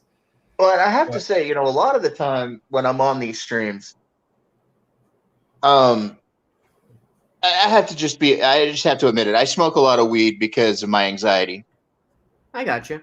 So a lot of the time when I'm on these streams, like Jedi, man, what's going on, brother? I said hello to everything. Let me get him in there. Hey, Jeff, you want to come in, bro? I got the link here. What's up, Jedi Bill? I said hi. I said hi to you last time, brother. Come on in, Bill. Come on. Let me get the thing here. Let me find this. But yeah, Darkness, I can tell from your avatar there you're a bit of a Batman fan. I am a Batman fan, yes. You're going to see some Batman content on my channel. Mortal Kombat, wrestling, all that. All right, man, that's cool. Oh, you like wrestling? I do, yes. I did. Cool. We're going to talk about that tonight. Austin was he's big into the WWE. I'm more independent wrestling and stuff. And he was going to like hit the SmackDown a little bit on the WWE. And I thought we'll have to do it another show because we didn't get to it, but. I'm a wrestling fan too, but not like the more recent stuff. I'm a wrestling fan from back in the day, like the 90s and I guess it was called the Attitude Era or whatever it was. It's right there, Jedi. Yeah, it's Jasonlee. It was called the Attitude Era back in the 90s, right? Oh, the that's when Attitude wrestling Era was good. Yeah, because I remember stuff like the Brood and the Ministry, and Yes. Oh, mention the Brood, Gangrel. Because he just got married this last week, and he lives like right here in Palm Beach, and he does a lot of the local shows. And actually, not tomorrow Saturday, not tomorrow, but next Saturday. I'm getting to visit, watch him over at CCW in Port St. Lucie. He's going to be wrestling the Usos' brother. It's called, Solo Sikoa. Yeah, he's going to be there fighting Gangrel at that show. you know what's no cool? way. A little backstory on the Brood. You know where they got their aesthetic from, don't you? Right. They got their aesthetic from a role-playing game called Vampire the Masquerade. Oh shit. Really? Gangrel got his name Come on in, Jedi. from the name of a vampire clan, one of the vampire families in that game. Yeah. And they were actually licensed by the company that put out that game, and a lot of people don't realize that. They actually had to buy license to use those names. So that's where they got their vampire aesthetic from, was from that game. It was pretty cool. They were role players. It was pretty interesting. Cool. But yeah, I know about Christian. There he I know is. about Edge and all that. There he There is. you are, Bill. Hello. What's going on? We I have a missed you a while bill. ago, brother. I Oh. thought I said hi to you. Must have got called in the middle of a conversation. I was having some internet Yeah, problems. probably. How you doing, What's Bill? going on, man? What's going on? I've been sick all week, fighting the. Oh, poor guy. Go on, brother. Ooh. You gonna have to Yeah, get some I real just got soup. over You gonna it. have to get some real soup I tonight. think You it's the get- coof. It could be the coof. I don't know. I just got over that Omicron variant. Oh, uh, I had it for about 2 weeks. mm. Oh. I'll let you know if I'm still sick next week. I mean, I'm better than I was. Still sucks. Been Hey, sick man, since I was- last Saturday. Did you see what? Oh, I was going to tell you, man. I saw Deej had a challenge up there for you. If he gets 900 subscribers, by March 1st, he's going to do a 72-hour stream or something. I saw that on his channel today. I was like, oh, shit, he's I saw that too. he's got to make. Well, I think what is he at 700? He's got like 200 subscribers. Yeah, that's going to be tough though. It's tough to get that many that Yeah, quick. it's the 4th of February, and then there's 28 He's days. got a in month, but it's February. tough. 250 subscribers in a month. It's sometimes tough. Unless you might get he gets that one good video. You never know, but that's tough. Yeah. So there's 24 days remaining to do it. Yeah. Yeah. You know how he could do it, man? He gets in that bunny suit or that banana suit and runs up there where those truckers are and runs on top of all them trucks or something. He'll get it then. Get that go viral, he'll definitely get it. Dude, man, I can see it. He'll be on CNN and all that. I can see it. I was like, I'll be watching that. Like, what the hell? That's Deej. What the hell's Deej doing up there? right at the end of the banana, it says "fuck your vote." Jeez. I can see Deej doing that too, man. I better shut up. He'll probably watch this and say, "Oh, I'm gonna do that now." he lives like Yeah. Illinois or Indiana, so he got that far of a drive. Watch out, he might just pop up in here. He might be out there He listening. might. I'm surprised. You never know who's listening. You never know, man. Yeah, you don't. Late You really Friday night, don't. man. All the night owls are Yeah, out. you right never now. know, man. All the night owls are out right now. Yeah, I tried to tell Revan that the other day, because he was talking about, so and so is never going to listen to my channel, blah blah blah blah blah. And I was like, dude, I got a story to tell about that. Me and Bro Dan several months ago were calling out Matt Jarbo. I don't know if you know who Matt Jarbo is. Oh, Matt We were Jarbo. calling out Matt Jarbo on our Okay. channel. We were razzing him, and somebody from our chat went and told Jarbo that we were talking shit about him, Oh, and he Wait a popped minute. up. Wait. Dude. Were you talking shit about Jarbo because of a skit he made? No. This was Oh, months okay, ago. never mind. We were just talking shit about Jarbo because at one time I had a beef with Jarbo, but Oh, Oh shit. Well, I mean, everyone's had a beef with Jarbo. Everyone has. Trust But me. he I've blocked seen me. it. Like he blocked me on Twitter. He blocked me on all social media at one point. Anyway, Shit. well, we were talking smack about Jarbo in our stream. Well, somebody from our chat went and told Jarbo we were talking smack about him, and he showed up, dude. He showed up and he hopped into StreamYards with us. And I will give him this. The dude has balls of steel, man. He has was balls, dude. If you talk shit about him, he won't fuck around. Yeah. He's the only one. But I will say this, and I'm giving him props here, mad props. He came in, he debated us, he talked to us about it, and he was very civil about it. He was a good sport, and I found a lot of respect for him when he did that. And I was, by the end of that stream, our beef was over. He unblocked me on social media. Yeah. We talk now, Damn. And, I will give you, if I've got an issue with you, if you'll come in and talk to me about it, I will give you the benefit of the doubt. Yeah. Exactly. Yeah, and we're all not the same, so it's good to have some, if I was the same as you, and it would be a boring conversation, sometimes have a little person with a different opinion or something like that. Yeah. That's definitely. And, that's like awesome, I said, man. That was like me the other 2 weeks ago. Drunk 3PO popped in our chat. And I was like, holy shit, where the hell did that come from? Because I mean, I'm just a little guy, and then Drunk's up there, even like Jarbo, he's way up there with the big dogs.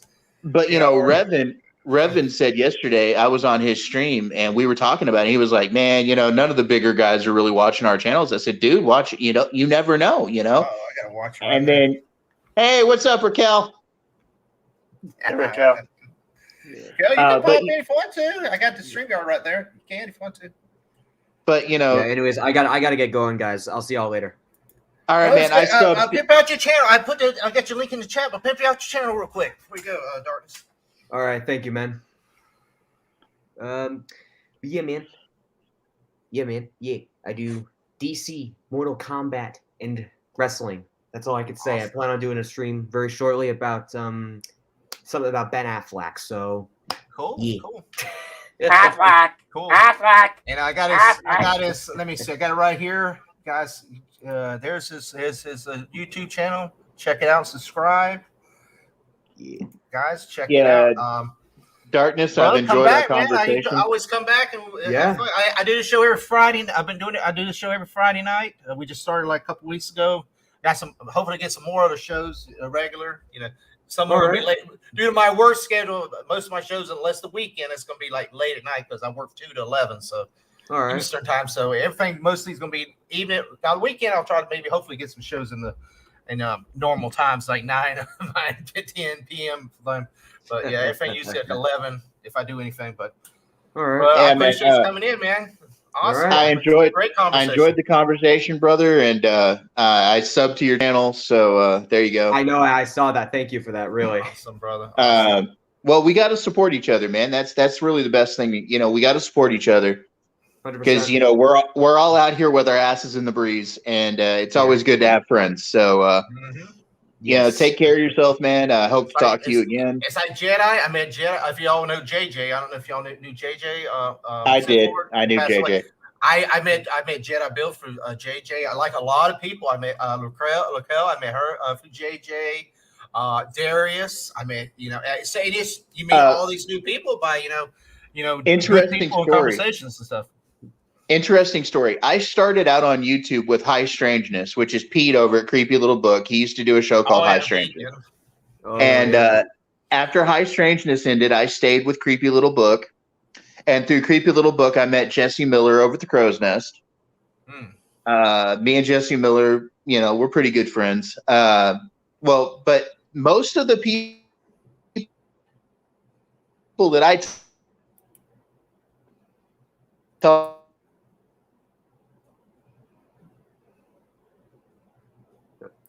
He glitched out. Oh yeah, I thought it was me at first. I was like, "Oh my." He'll be back. Yeah, that's one wonderful thing about internet, man. I was trying to do a show. I was trying to do. You got it going? Okay, there you go. Yeah. Anyways, I gotta get going, y'all. See ya. All right, man. Take it easy. What's up, food?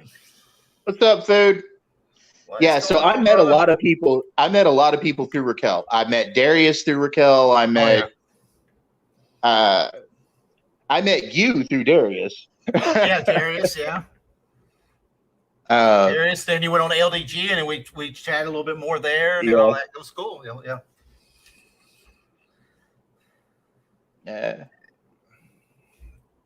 it's cool. It's really best that we support each other. That's the main thing. Exactly. Like I always tell that, like JJ supported everybody. He didn't care. He cared about everybody else's channel, and I always tell him, like, JJ, you got to worry about yourself too, man. But he was always looking out for everybody. He was like every stream, man. You find him on that, and he was, And I met a lot of people from him. I really, gracious from that. I wanna just real quick plug a couple of people. Yeah, go ahead. Pete, Jesse. We have Mad Max from Madness Entertainment, Movies and Entertainment, and Enosh from Poindexter's Lounge. Those two guys are really trying to do some stuff for the community too. They're talking about getting together and doing like community streams and all that. And those two guys are really working hard. I talked to Enosh yesterday on mine and Brodan's stream about Star Wars for like 2.5 hours. He's a really cool guy, and that's right. That. Yeah, Raquel had a pretty cool path too. It's just up to the darkness. I'm number 17. Yeah. Nice. I know. I was looking at. He's got a little. It's got some content on his channel. It's just starting to build it up. We'll build him and get some good subscribers in there. Also, you can catch me over with my buddy Brodan and sometimes Raquel. We do the New Crew and the Bad Boys show. We do 2 or 3 times a week. We don't really have a good schedule just yet, but we're getting everything down.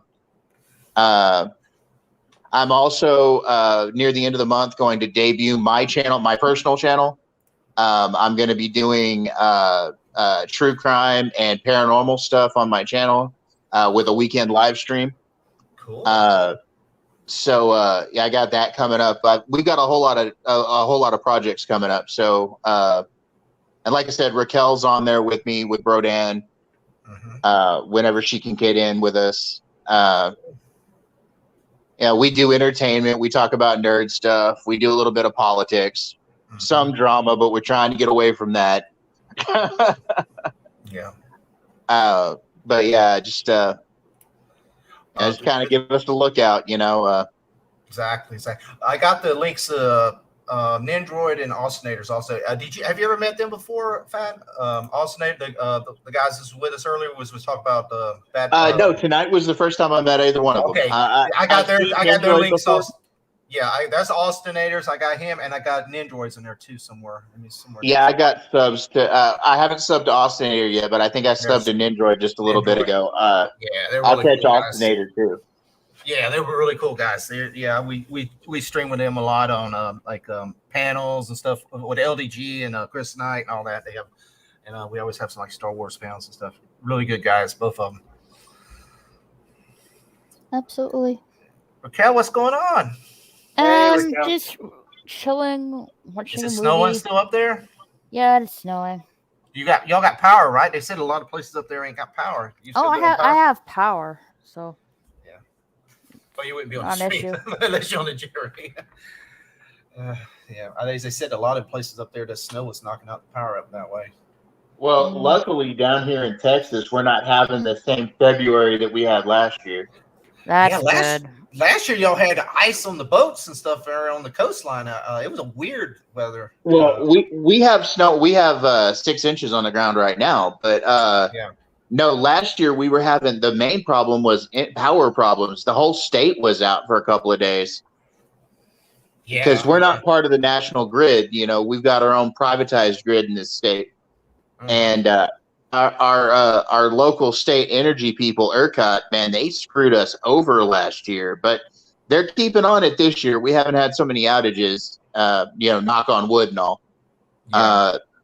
But so far, so good. We've been a couple of nights now in the teens.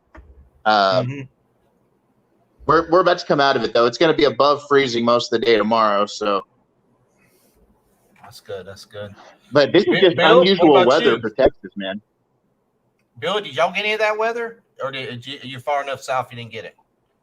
No, we're getting well. Not He's in Arizona. You're in Arizona. He's in Arizona. I know with Texas, it was weird that thing.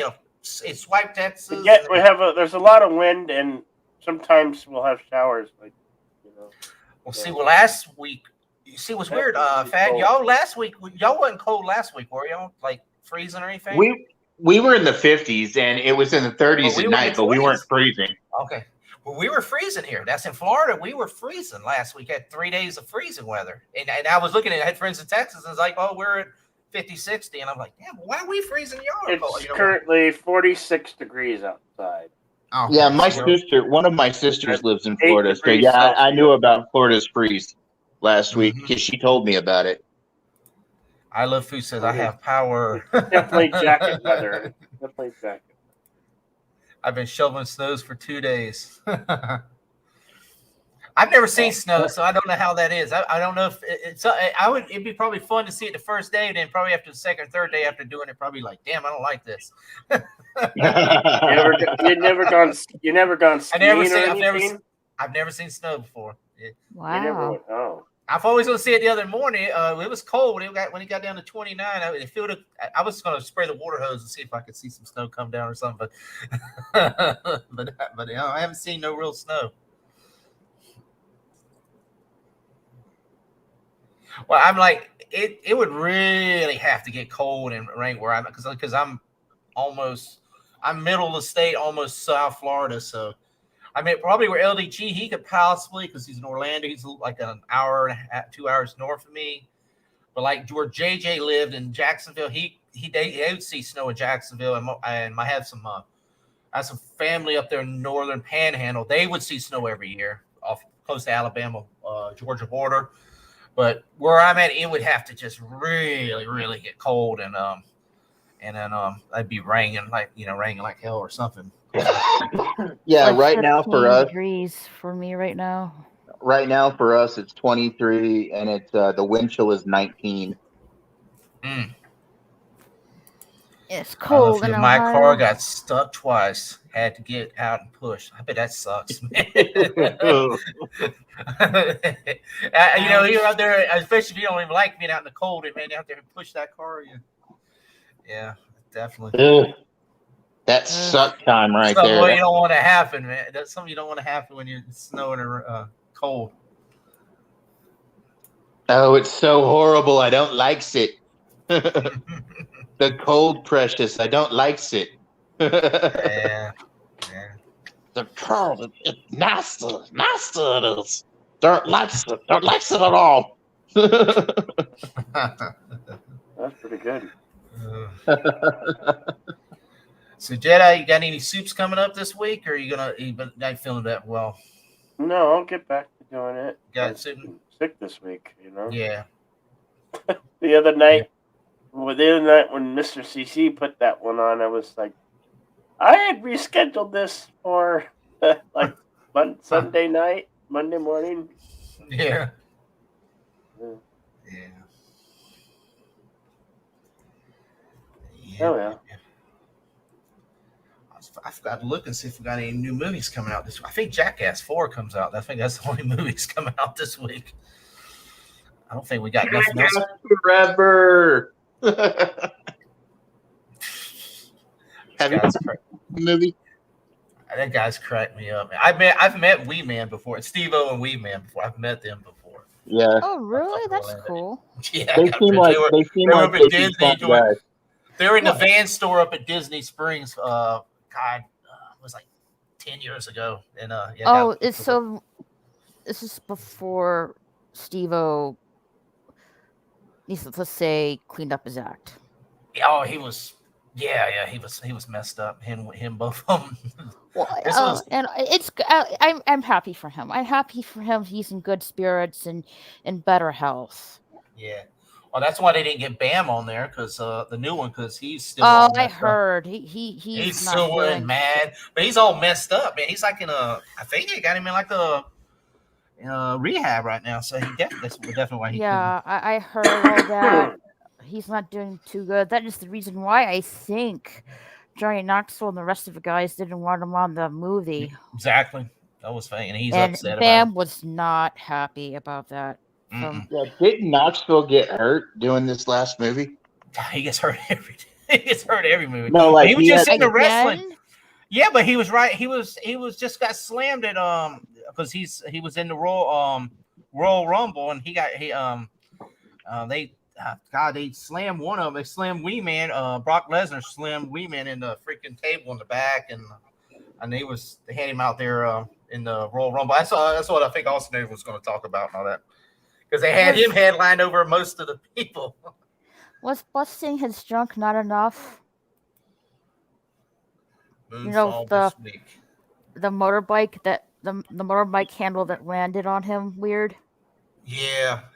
Well, him and Steve-O, man, they always. I mean, the stuff they do. I mean, he did that thing with the cow and got gored that one time. I like the Moonfall. hand, the big hand out of the wall. Yeah, they got something else. They got I was looking at the previews. I was like, I'll probably just wait till it comes on streaming. But I was like, I gotta watch it. I used to love watching those. They crack me up. Moonfall. I saw some. What is that about? Is that anybody know what that one? It's a disaster movie. Oh, is it on Netflix, or is it a like in the theater movie? I think it's a theater movie. It's Roland Emmerich. Oh, okay. So I saw some. That's all you need to know is Roland Emmerich. It's dog shit. It's just dog shit. I don't know. I saw that name and it was somebody. It said. Independence Day. He gave us Godzilla 1998. I think it was, or 97. It's the one that did Independence Day too, right? Because it said something tied with Independence Day and something else. And Independence Day. The two that I remember the most that were actually pretty good movies were Independence Day and The Day After Tomorrow. Those were pretty good Day movies. After Tomorrow, that was the other one. But he recently came out and said that he did an article, interview, and he said that the MCU, Star Wars, and franchise movies like that were ruining cinema. Oh, that's the guy who said that crap. Okay. Yeah. Because I didn't know what it is. I saw a picture of this. I was like, what the hell does that look like? Like a moon with a crack in it? I was like, I didn't know. And the thing I was talking about just a minute ago, Jasonlee, about the Jackass person that got injured recently. Johnny Knoxville making this last movie, Jackass Forever, got some brain damage in the stunt with the bull in that movie. Yeah. And that was just recently. That was last month. Yeah. Who got injured in that? Johnny Knoxville. He's over there. He's in there wrestling in the Royal Rumble this weekend. Yeah, I'm like, you just received brain damage, dude. What the hell are you doing? You guys are crazy, man. Busting his junk wasn't enough. He had to go to brain damage now. Yeah, and then he's on a wrestling show not 2 weeks after getting brain damage. And now they're getting slammed and hit. I mean, I know wrestling's fake, guys, but still, you can get hurt in wrestling ring, especially when you're not a wrestler. You don't know how to fall correctly and all that. So I Love Food says Moonfall is going to be sweet, sweet garbage. So that's our review for Moonfall tonight, guys. That and the guy is 50 years old. Keep in mind, these Jackass guys are old, man. They're not young anymore. They're literally like pushing their body limits. Yeah. God, how long has it been since the third one? It's been 10 years or at least. Let me check. 15 years is more like it. 15 years is more like it. Jackass 3, or is it Jackass 3.5 or 2.5 or something? I know. Do you guys remember the glory days of the TV show back on MTV? Oh yeah, I used to watch it all the time. Yeah. You know, when those guys were stapling their nut sacks to boards. The tasers, man. Let's see. Jackass 3.5. 3.5. I knew it was somewhere. It was 2011. That's been 10, 11 years. 11 years. I don't. What has Johnny Knoxville did since then? He hasn't did anything. I don't know what. He did. Bad Grandpa. Oh, Grandpa! I forgot about that one. Yeah, he was also in Men in Black 2. That was a long time ago. That's a long. He was the two-headed guy in Men in Black 2. Yeah, but that was that was way back then. That was Early 2000s. Early. He says his superhero heroes are ruining the cinemas. Yeah, well, Scorsese had that same fucking comment a year and a half ago. At least, of course, Scorsese made some decent films. I wasn't remember. I mean, when you have some Oscar-nominated classics, you can talk a little bit. When you make garbage, Me and Brodan talked about that yesterday too on our show last night. We were like, dude, seriously? You're known for disasters and explosions, and you're bitching about Marvel? Come on, dude. Your movies are more full of special effects than anything. Come on. Exactly. But what it comes down to is he's not going to make as much money for his movie, this crap that he's got coming out, and that he's mad, And those movies he makes cost a lot of money too with that special effects. Yeah, but I guarantee you, none of his movies have cut over $1 billion. Nah. He made probably none of them made half $1 billion. It says I never fought Roman as cinema. Did you guys see Midway? Yes, it was horrible. I did. I seen the old one. I seen the original. Is that the one back in the was it 60s or 50s? I saw that one. I didn't see No, that wasn't him. But no, he remade it recently, like within the last 10 years. Oh, that's not the one with Doctor Strange, Cumberland from Doctor Strange, is it? He's in it. Is that it? He's in a different one. Let me look. Hold on. So what stars in that one? There was a couple. They've been a couple war movies out. I know.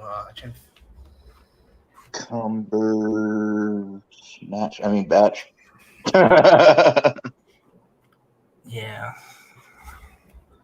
I think I saw it. I saw previews and didn't really care for it.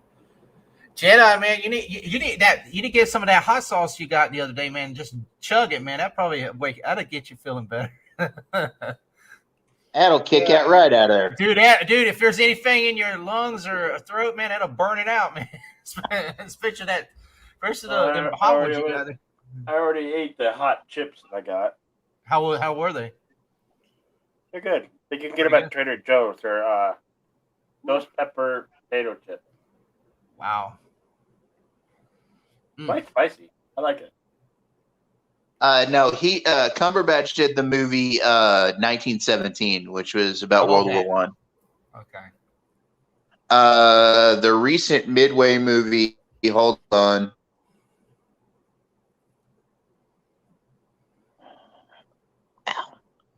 Was 2019. And where are we at? It bombed too, I think. It didn't make no money. Yeah, not barely anything. Is anybody? I There we go. I thought somebody was big in that. It had Patrick Wilson, Luke Evans, Aaron Eckhart, Dennis Quaid, Woody Harrelson. Really? Oh. Yeah. Had a bunch of ensemble names, but it smashed out on the deck, man. Yeah. It made $126 million. Has anybody heard from LDG? His stream ended abruptly. I hadn't seen him all day. I was looking for him. I figured he might pop in tonight. When did he do his stream? Was it early today? Anybody know him, LDG? I don't know.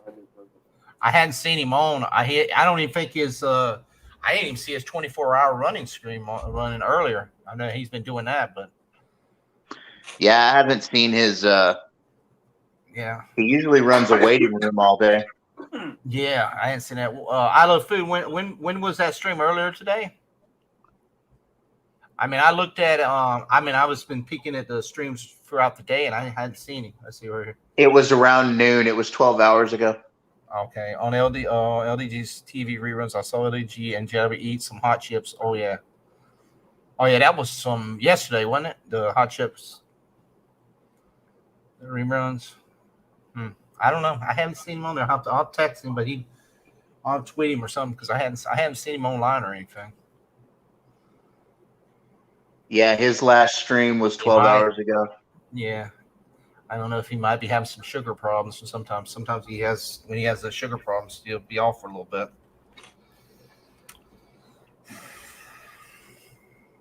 Yeah, I was there. I was showing what I got. My belated Christmas present. Yeah, that was yesterday. Yeah, I remember I was watching that one.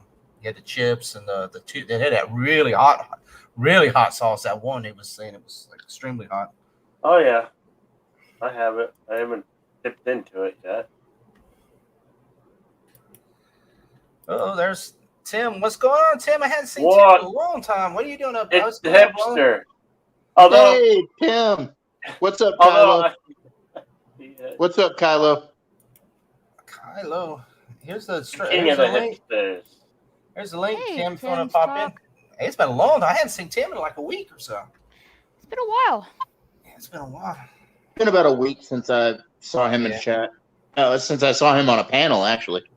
Yeah. I think he came in on Darius's like a week ago. Yeah, let's see. Yeah, look here. Where's what he said? Yeah, he said he had to take care of something. Then a minute later, the stream just ended. Cookie and Spock were talking. I don't know. Yeah, unless he had, I don't know. Unless he had to do something. I know his sugar was bothering him the other day. So I don't know. Maybe he had to get him some medicine or something for it. I know. I got the same thing. I got that diabetes, man. Since there's days you just want to sleep. It's crazy. Tim, there's a link if you want to come in, brother. You got anything new in your neck of the woods? So Thad, you said you saw Peacemaker, right? You said we partially got in. That was one of the subjects tonight. We never really got into it. I've seen some of it. I haven't watched the whole thing yet. But, you haven't seen it all yet? Yeah. I've been working on it because we're supposed to talk about it on mine and Brodan's channel. Okay, so I won't mention since you ain't seen it all. I don't want to spoil it for you. It's good. It's a show I was very surprised. I figured I wasn't going to like it because of John Cena, but it turned out I pretty enjoyed it. I was enjoying it better than Boba Fett to these last two episodes. So that was. So I mean, I've got back into Boba Fett now. I'm excited for it. See, I see that was the thing I was talking about Austinator because we're on that panel with Chris Knight. And we do Basco's channel too. Yeah. And we was getting to the point where it was like, man, I'm not looking forward to Wednesday. You know how you look forward to something. It's like I don't really care. It was sort of like the Bad Batch was last year. It was like, man, I just ain't looking forward to it. And then until we got the good episodes, now I'm like, okay, I'm ready for next week. Well, we got one more episode left in Book of Boba Fett, and I'm hoping it's a good one. I hope they do a long episode, just maybe an hour and a half or something, because that would be nice. That would be nice. They won't. I know they won't. Well, unless they go in, unless they continue into Mando 3. I just don't want to see. I just don't want to see some cheap ending, and and it's just that'll ruin it completely. Especially at the very least, they should give us a payoff on something. Yeah, just continue into Mando, because it is all linked together. Yeah. So gives a few more surprises in there, a few more big surprises, and more of the tiny Yoda creature, please. maybe more Grogu. Find out who saved him. We got all those theories, but find out who was the savior of him. And well, mostly I just want to know what he chooses. Oh yeah. Like, I want to know if the little guy makes a choice. Yeah, but I don't want him to pick the Mando thing, and we don't have no more Luke. I want to continue the Luke thing, man. I just. I honestly think that he's going to choose the lightsaber. I do. Yeah. Because hour episode would be nice. Yeah, hour and a half. I love you saw the look in his eyes the couple of times that he's experienced the lightsaber. Okay. Mm-hmm. Like especially when he's balancing on the stump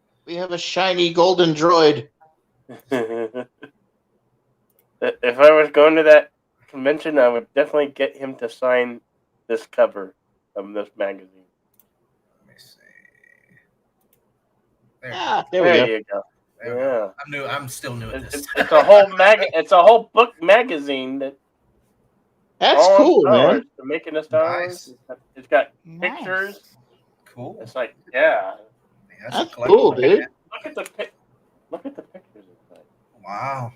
Oh man, that's neat. They've been holding on to those for years. I know. It's like every Star Wars, major Star Wars collectors, dream book to own. There you go. Yeah, I think they might still have these at like Barnes and Noble. At Barnes and Noble. I don't know if it's still in the market. Check Amazon. Maybe Amazon might have it on their thing. Yeah, I was thinking I might check Amazon for that. But yeah, the fans were right. Interviews and everything. Like, yeah. Oh, hey. All together. I heard an interesting story about that the other day. Star Wars. Again, on Michael Rosenbaum's Inside of You channel on YouTube. He was interviewing Robert Englund the other day, the guy who played Freddy Krueger. And he said that his agent. Wow. That's cool. He said that his agent had come to. You can take me off. Take it off. All right. Take it off. Robert Englund said that his agent had come to him to audition for the role for Luke Skywalker. Oh, wow. And that he had been friends with Mark Hamill at the time. Carol. And he's still really good friends with Mark Hamill.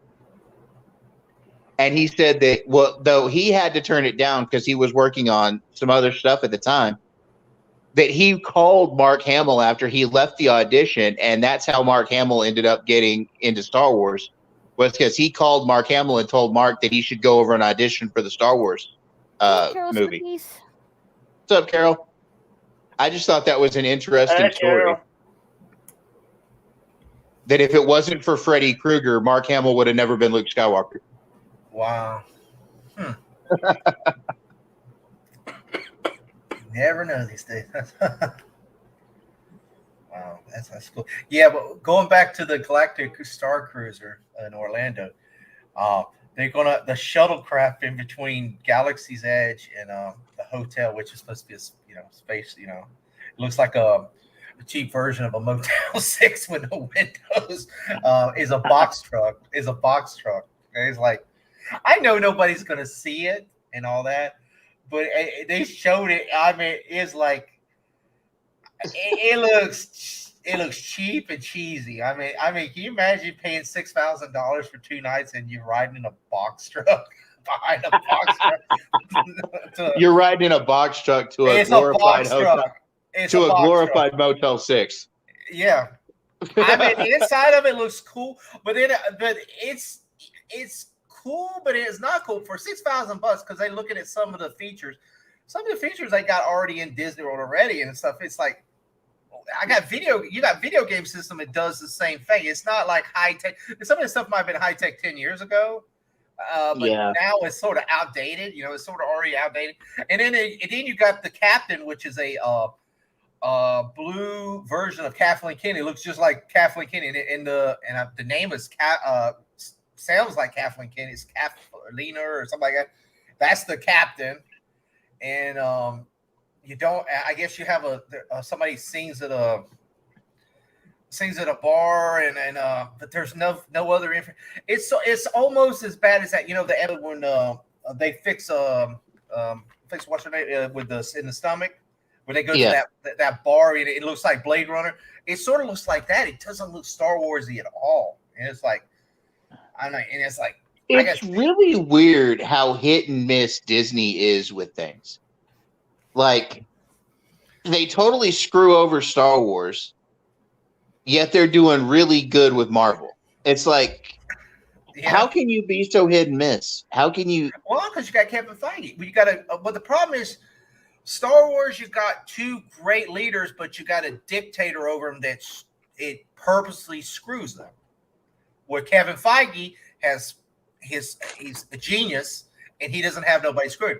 Because trust me, if Mr. Chapek goes over and starts pissing off Feige, you know what Feige say? Go F yourself, and he'll walk out the door. And then he knows that because because before Black Panther was made and was it Captain Marvel or something, he told him if they didn't make them, he was leaving. You know, a couple movies, and he's got the stroke to do that. I mean, you know, he has the stroke. The problem is like Star Wars, Dave Filoni and him got great eyes, but then you got the Miss Kathleen Kennedy who goes back and goes behind their backs, messes up stuff, won't let them produce this, won't let them do this, and that's the problem. That's why her ass needs to go. I mean, because she's just a thorn in the side of Star Wars until she's gone, and it's just going to continue. I mean, we'll probably never get a good movie until she's gone. You know, they talked about a while back that if they ever got rid of Kathleen Kennedy, that they wanted to put Feige in control of Marvel and Star Wars. I wouldn't have a problem with that. You No, know why? no, I do. I have a problem. I think that would spread him too thin. I think that would spread him too thin. But I don't think it would because it's going to give Favreau or Filoni. I think they're going to give them two. One of them's going to get the presidency, and one of them's going to get character control or whatever. They work good together, and I think they would have. If you put both of them in control of the different departments of Star Wars, I just think if they get rid of Kathleen Kennedy, Pablo Hidalgo needs to be out the door too. Oh, he needs to go too. They need to get rid of his ass. And there's a couple people in there. There's a couple of trolls inside the Star Wars Lucasfilm division that needs to go. So let's see. Cookie said, said, did you ever hear that story of was approached to be Obi-Wan Kenobi would have been great? There's a possibility it might have been. He's a Japanese actor back in the day. Yeah, it would have been different. It would have been different, but you know. Well, it might have fit. It might have fit the original aesthetic that George Lucas was going for, because what George Lucas was going for with Star Wars was Seven Samurai by oh God, who is it? I can't remember the guy's name. Seven Samurai. I think he's okay, everybody. He just had to go to a job. Oh, that's good. That's good. Cool. Okay. But yeah, the whole Star Wars thing was based on what George Lucas had meant with Star Wars was to base it on Seven Samurai. Samurai type, yeah. Well, you know that Vision show. You've seen that, the Vision cartoon? Star Wars Visions, yes, it was good. Yeah, I there's liked a lot it. of samurai stuff. I mean, it was okay to me. Wasn't my favorite, but I know there's a lot of samurai type. Japanese. It was a very interesting anime aesthetic. If you're into anime, you'll like it. I need to watch that. Is it Star Wars? Is it Star Wars? Yeah, there's some Star Wars themes, but it goes outside. It's very anime. I'll put it to you that way. It's very anime. Well, I like the Japanese one at the beginning. I didn't care for that rock thing where they were singing with Jabba the Hutt. I didn't care. I was like, what the hell is this? I thought I was watching something on Cartoon Network or something. I thought it was like garbage. But the first thing was okay. I know we was talking about that. Kurosawa was the one who did Seven Samurai in Japan. Kurosawa was the director. That was the name I was trying to remember earlier. Ask for a refund. I'm going to ask for a refund from LDG. Hey, he's getting a refund for movies.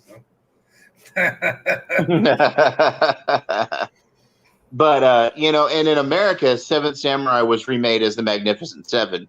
So there's a very Japanese, but there was also a very Western aesthetic, like old Western movie aesthetic to Star Wars. Mm-hmm. And what I liked a lot about this episode of Boba Fett, recent one, was the showdown scene with Cad Bane. That was very Clint Eastwood and very old like style Western movie sort of thing, you know. That I really like Timothy Oliphant, the guy who plays Cobb Vanth. He's a really good actor, and I just hope he's not dead. I don't think they would. I just don't think they would kill him off like that. He may be injured now. I'm like what was you saying that they shot him on his shooting arm or something? Yeah, they shot him in his shooting arm. Yeah. I think he's going to want revenge. I think that'll pull in the people that town, especially the people seeing him go down and the deputy. I think that'll rile up that citizens of that little that farm, that moisture farm area. That'll get the citizens of Freedom Town want to fight for Mando and Boba. Yeah, because he was their hero. Because you remember they were in they were under control that was like a biker gang before during Mando, and he got the armor and he ran him out there and all that. So, yeah, I don't think they would take him out like that. I mean, I think you were right. I think you were right earlier when you said it was just a scare tactic. Mm-hmm. Well, I don't think he would have killed any of them. He might have just popped him like that, and I probably shot him in the arm and just put him down. But then the deputy just jumped out, and he got what was coming to him the way he acted, because he was. I don't even know if they might have stared each other down, and it may not have shot each other. It might have been just like a stare off. But the deputy, he shot because the deputy was fixing to shoot, so that's why. And he had to shoot Cad. I think that's the main thing. Because the deputy got all jumpy, and then so of course, he got like 5-6 shots in him because of that. Oh, hey Shifty, what's going on, Shifty? First episode was the Boba Fett mini series that ended on a cliffhanger. These final 3 episodes were a crossover event under the Boba title banner. Exactly, that's exactly what it is. He's not wrong. His second comment on that is also true. Said, I don't think Bane cared enough to be killed him. I don't know. And see, it says they did that because the 4 episode minutes of their own are kind of underwhelming, and with the crossover, it locks new subscribers into 2 months. Well, yeah, because they were at the point you had to bring somebody in. The series was getting. People were gonna watch it because it's Star Wars, but it was like you got to get some people talking. Well, because it's like what we're right now. We're talking. People watching us, and they're like, "Oh shit, maybe I need to watch this series." Come on. Like I said, I wasn't even interested in watching it, and then season 5, episode 5 came around, and I was like, "Oh, exactly. What?" Exactly. It's like somebody that's wandering around the internet, and they see, "Oh, Luke Skywalker was on there." Oh, yeah. You bring people back. So that's you have to do that. If they would have continued what they were doing in the next 3 episodes, especially if we'd had Boba Fett riding a Rancor for 1 episode, and we'd have had who knows a powwow with the Jawas and the speeder dating game show with the speeder lady and that she said she was dating Jawas and another episode with the Powerpuff Girls and the Power Rangers. There's a YouTuber. There's a YouTuber that runs a channel called Geek Culture Explained. His name's Rob Jefferson, and he talked about he talked about the show, and he said he really wasn't interested in watching it at first until he heard about episode 5 and 6, exactly. And then he watched it, and he gained a respect for the first 4 episodes. Mm-hmm. And what he came to realize is what it is. It's a slow burn. It's not. Yeah. It's not traditional flashy, blah blah blah. It's a slow burn. It's a Western. But if we wouldn't have got these episodes, it would have died. It would have died. Oh yeah, badly. You need that pop. I was gonna say I understand. I like some of those 4 episodes. Like that 1 episode with the biker, the kid, the Power Ranger, whatever you want to call him. That really burned it for me and a lot of other people. But it needed something. It was like gotta have something. I know we didn't get Boba Fett in the episodes, but just seeing Luke, trust me, just that airtime Luke brought a lot of people in. Just that long, and then you just proved R2D2, Cad Bane, Ahsoka. So people were like boom, boom, a lot of hype, But yeah, you're right. If we didn't get these last 2 episodes, that show would have gone down as shit.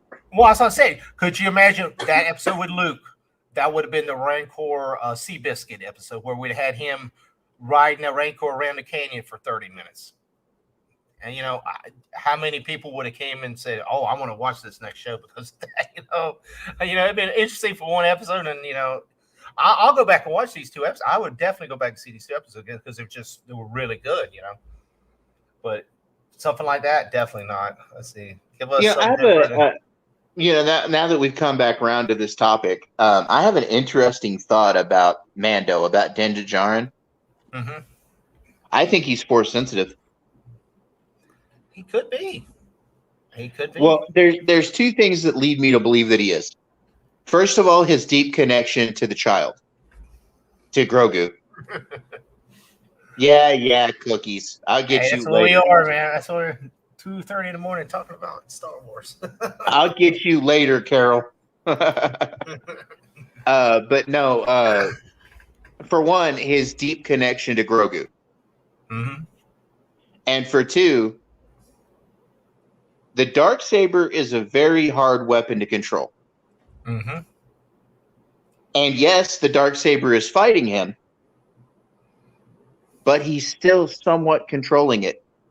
Yeah, and wasn't it the first that first had the Darksaber was a Jedi? Then he said it was a Mandalorian and a Jedi. He was the Mandalorian Jedi, Tar Vizsla. There you go. And the Darksaber, and they were right. The Darksaber belongs with a Mandalorian. And that's the whole reason Maul could not keep his hold on the Darksaber, because it belongs to the Mandalorians. Mm-hmm. But I do believe that Din Djarin is a force sensitive. Let me ask you this: would you want to see Luke Skywalker come back in this next episode and be fighting along with him, wielding his lightsaber, and Mando doing the Darksaber fighting the Pikes? That would be interesting. I don't know that Luke Skywalker would care enough, though, to go fight against the Pike Syndicate, though, because right now he's in reset of the Jedi mode.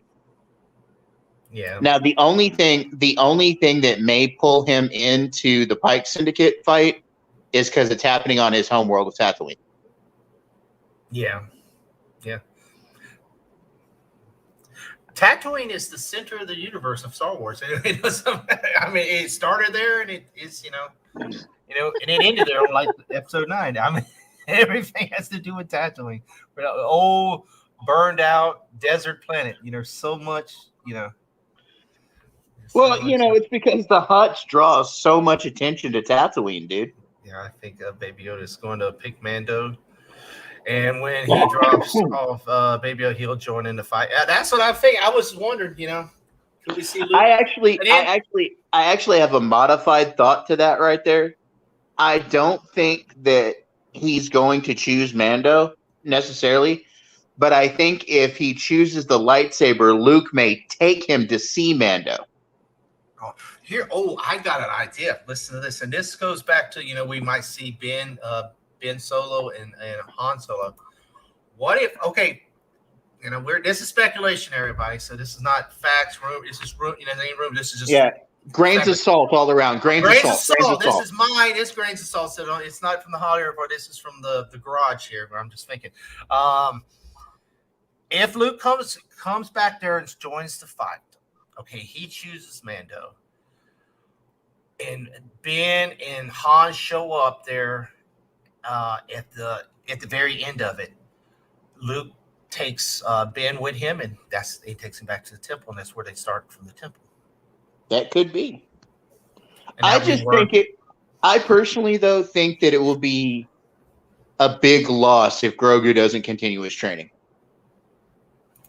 because there's a lot of payoff if he continues his training.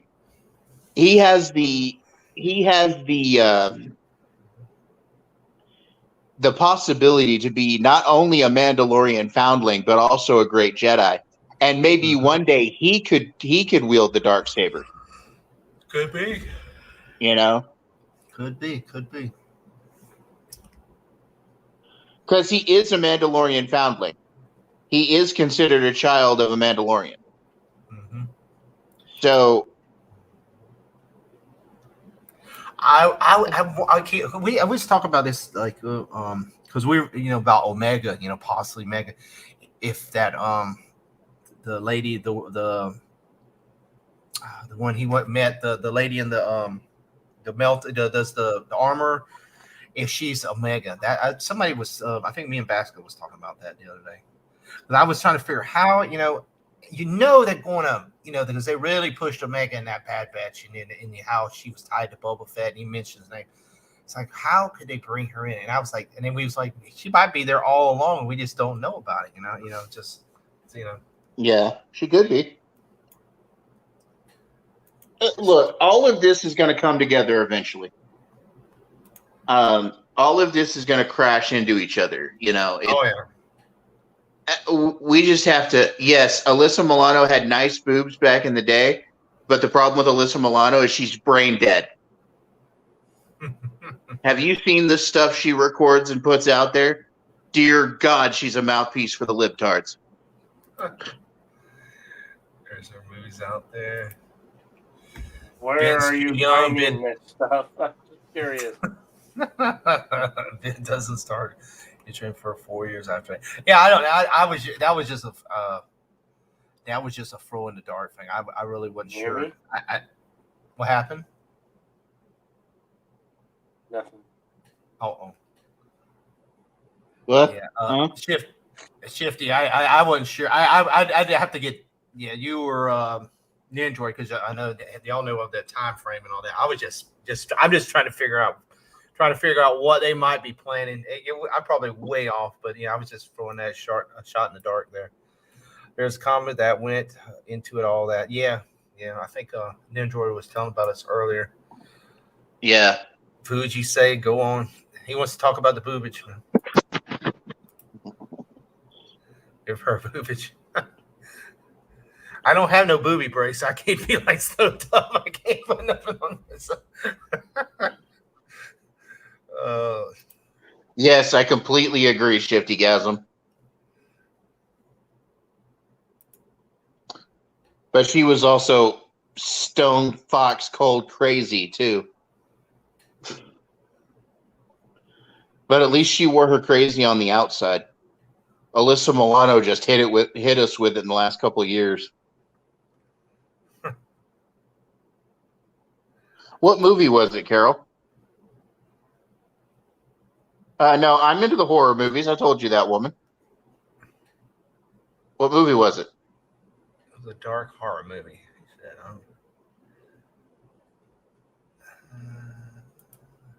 Was it a vampire movie, Carol? I think if it's a vampire movie, I've seen it. Alyssa Milano was in a vampire movie called Embrace the Vampire. Oh, apparently she did a couple of horror movies. Cool. I must go and look for her boobage. Here, I can do this for you, Shifty. I like I said, I'm not snowed up. That show Charmed, the best one was Piper. Here, I can do this. Where is it? There you go. Food. There you go. There you go, Shifty. There you go. Boobage. Hey, food. There used to be a website. There's your booty break. Oh, hello. Food. There used to be a website, and I don't know if he's still out there anymore, but there was a website called Mr. Skin. And he used to tell you what movies that actresses were naked in and for how long and how far along in the movie they got naked. Like he had it. Should have one LDG, man. The Nerdgasm. Oh, cool. I'll have to check that one out, Carol. Thank you. I'm always up for a new horror movie that I haven't seen. DBS. Dead Boob Society. Oh, Lord. Here we go. We get Carol in the middle of the night talking about boobs. Oh, Lord.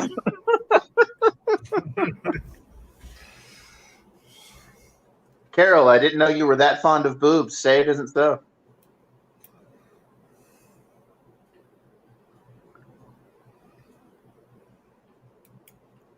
Never know what you're gonna find this time of night. We go from Star Wars to boobs. Boobs are always a good thing. It was interesting. Boobs are always a good Can't thing. relate to the Star Wars stuff, but boobs, yeah. Carol's like, yeah, could choose between Piper or Milano. Couldn't choose between Piper or Milano. Oh.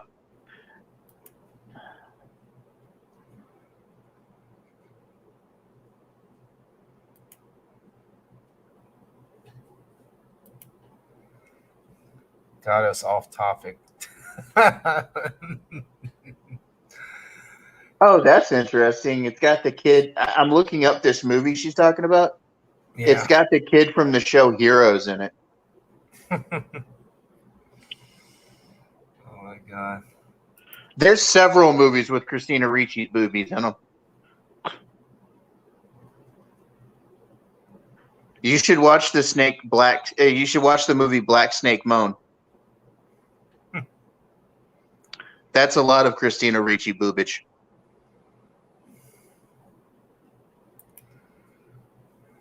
There you go. There you go. Jedi saving the day. There you go. That's a nice Boobies! I aim to please. The views are going up and the subs going. Jedi saving the day. Do you have multiple sets of boobs there, Jedi? Oh, yeah. Dude, Jedi was I was watching Snow Dub the other day and had him and Deej, man. They were doing a movie. What was it? A movie break? Yeah, we're stars in the movie break. Yeah, Carol, I've seen that one. That's the one with Liam Neeson. That's a good movie.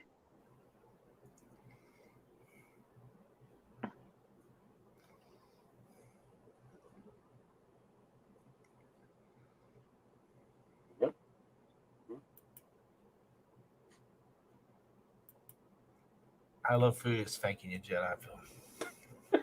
You're helping the community, man. You're helping the community. There you go. Always listen to that one. Any of you guys ever listen to Terrence talk? There's an old military veteran. My Canadian friends are going. Hey, Jasonlee. There's an old military veteran that does. He's MGTOW. He does like a men's channel, and he does a little comedy channel. And every time he goes, but he shows a woman's butt.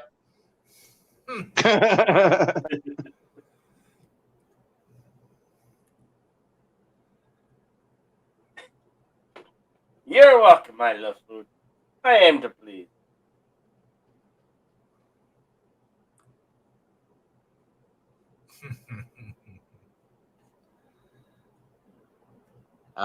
Boobs. We like boobs. Boobs are good. Carol, where's Courtney at? I ain't seen. Well, she was here. She first thing this evening. I hadn't seen her since. But at 5.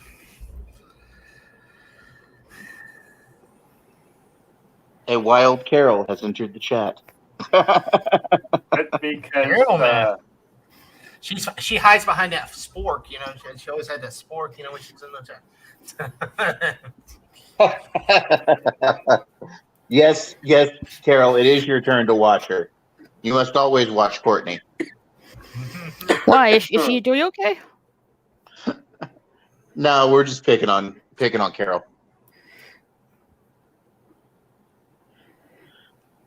She's probably with what's his face.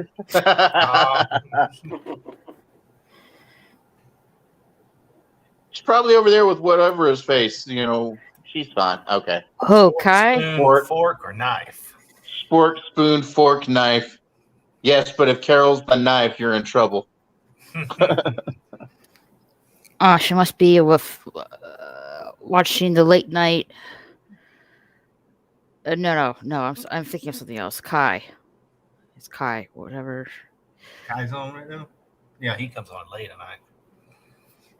Who is this Kai everybody talks about? Yeah, He's- Kai MFS. MFS, Late Night Delight. Yeah, MFS. yeah, he comes on late at night though. Yeah, I usually sometimes I catch him right before I go to bed. He's pretty cool. He's pretty cool. He streams late at night. Where does he live? Is he like in California or something? I don't Yeah. know. He must be because of the time because he streams late till like 5 or 6 in the morning, like every night. So he's just a night owl, not.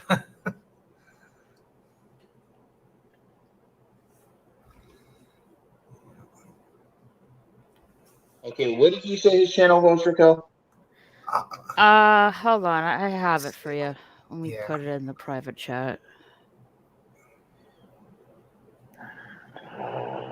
Yeah. He's live right now. Yeah.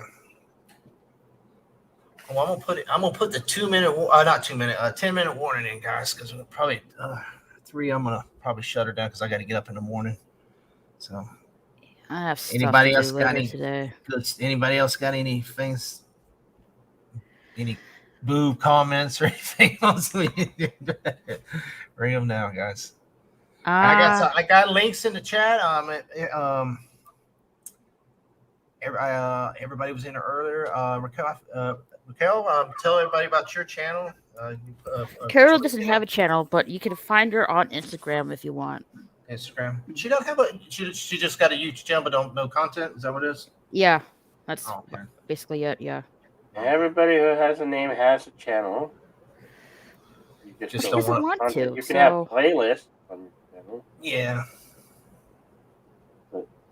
Actual content, live streams or videos.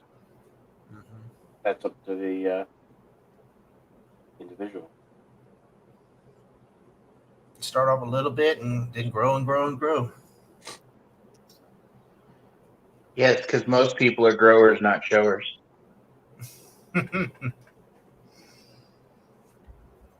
she says she does the morning brew with Captain Trek. See He what Captain also Trek. helps with Jedi Bell as well. Yeah. Oh wow! Yeah, Carol's on the other side of things. She's more of a I'm- producer type. And she hangs on an LBD stream.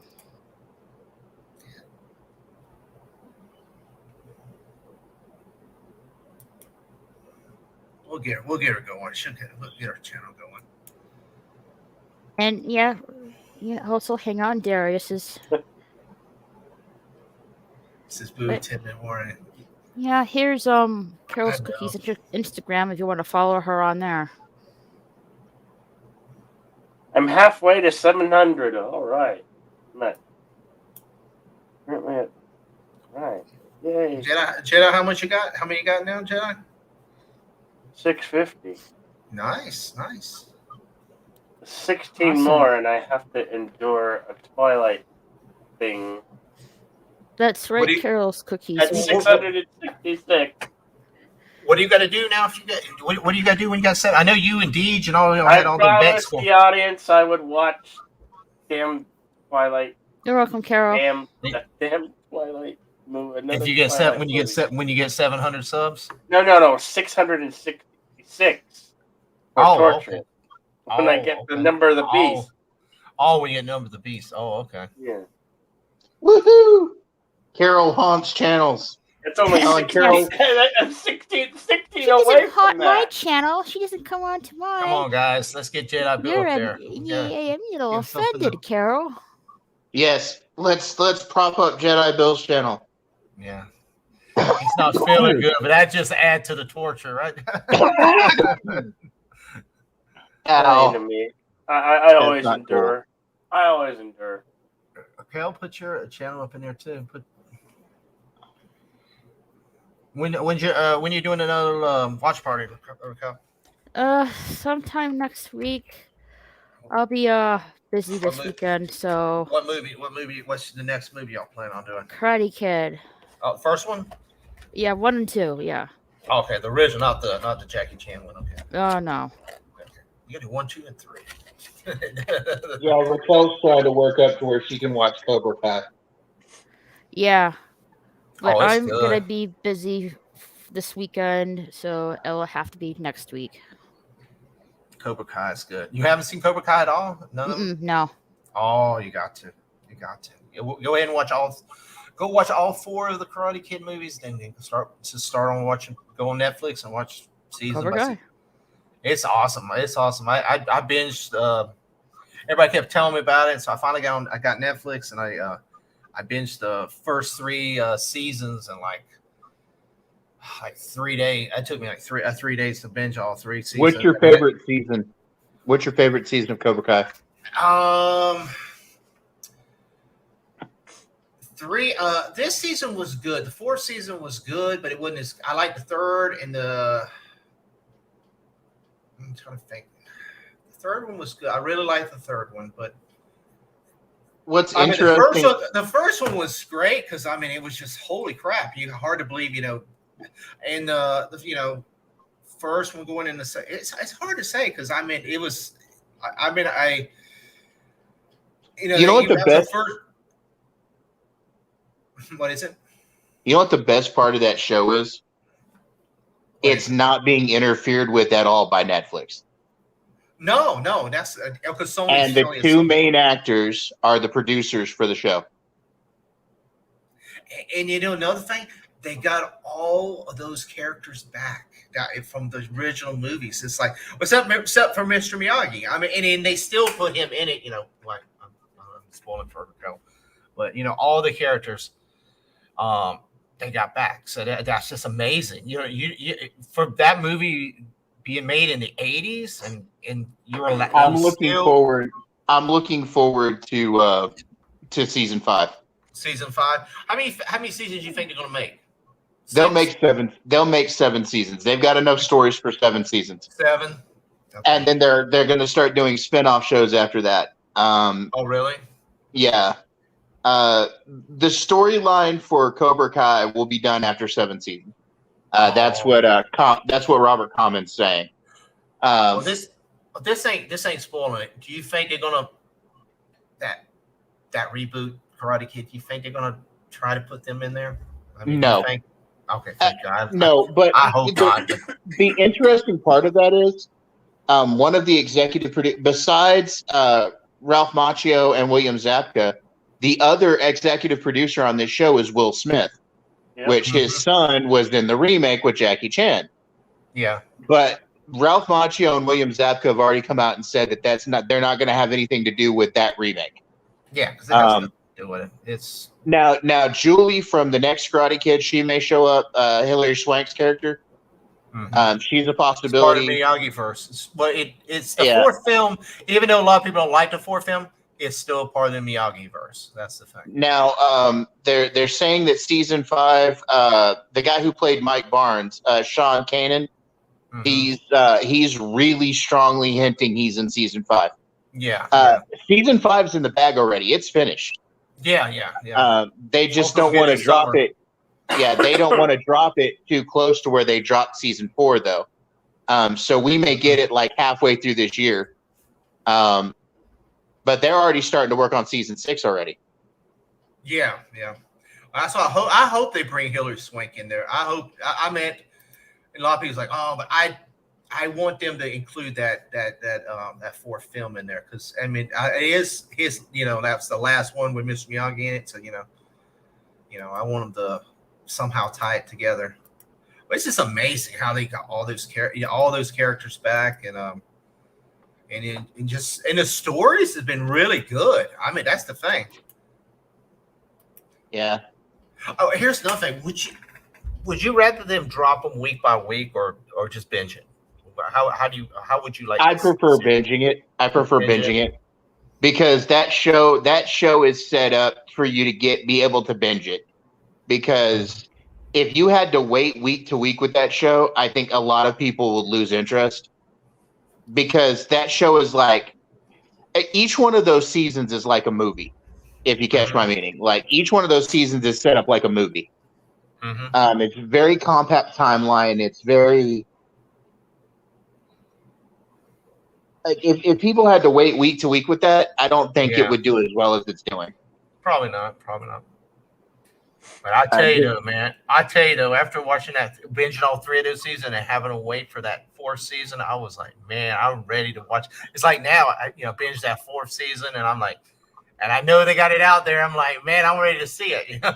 Well, especially with that cliffhanger they left us on. Oh, exactly. God, it's amazing. I mean, you know what's funny? It was like, I don't want to. I want to tell Raquel earmuffs, because I'm gonna say a comment because somebody posted a picture of Kreese and Sylvester Stallone. Because they were in Rambo was 2. Yeah. And somebody posted said who's gonna help Kreese, and they show they got Stallone like somebody did this and they got him going to the place he went. With a Cobra Kai shirt on, and it was like, oh my god! I was like, dude. I mean, they put that shit. I would like it, but it was like, man, it was. I honestly think you're going to get a face turn with Kreese. Oh yeah, probably. Just to use a wrestling terminology there, I think you're going to get a face turn with Kreese.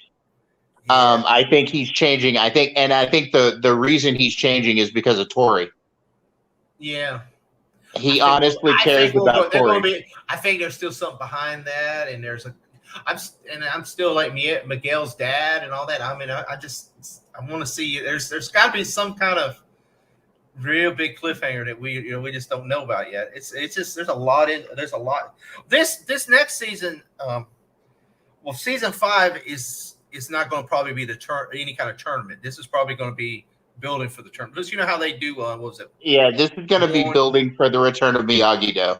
Yeah, so season 6 will probably, maybe not even season 6. I don't know. See, I don't know how they want to figure. Is it going to do a tournament to finish the film off, of the series off completely? It depends on how this plays off, but it's eventually going to end with the downfall of. Pretty much the big bad has been pretty much introduced. Terry Silver is pretty much the major bad guy. Yeah. And it's only because Kreese couldn't keep out of Terry's way, basically. Uh-huh. Without trying to spoil anything.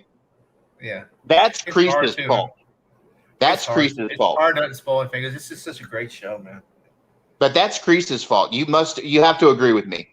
Oh yeah, Terry Silver coming back as hard ass as he has is Kreese's fault. Exactly. Because Terry had moved on. Mm-hmm. And I think Kreese can blame himself for what happened to him. Pretty much. He brought Stingray. He brought it on himself. Little Stingray came back. Poor Stingray. Poor Stingray. What I thought was so cool though is when they had the little when they rode the bike though, was it season 1 or 2? Was it season 2? I think was it 2 or 3?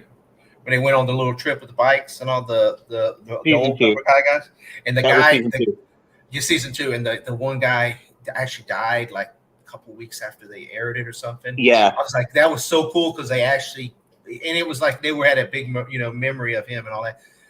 They were able to do that last show with him and to do that get together before he passed because I guess he was dying of cancer before that. I have an interesting bit of like old movie trivia. It has nothing to do with Cobra Kai, but it was just something that occurred to me and something I found out the other day listening to an interview. Did you know that the guy who played Michael in Lost Boys, Jason Patrick?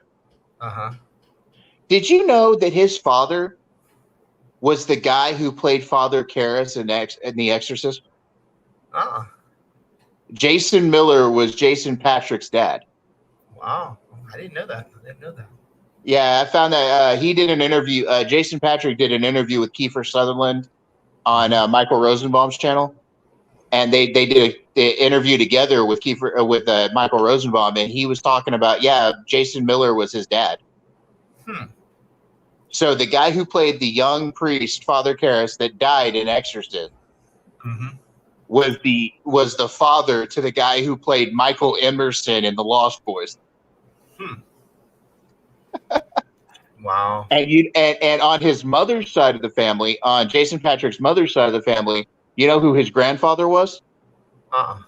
Jackie Gleason. Huh. From the Honeymooners.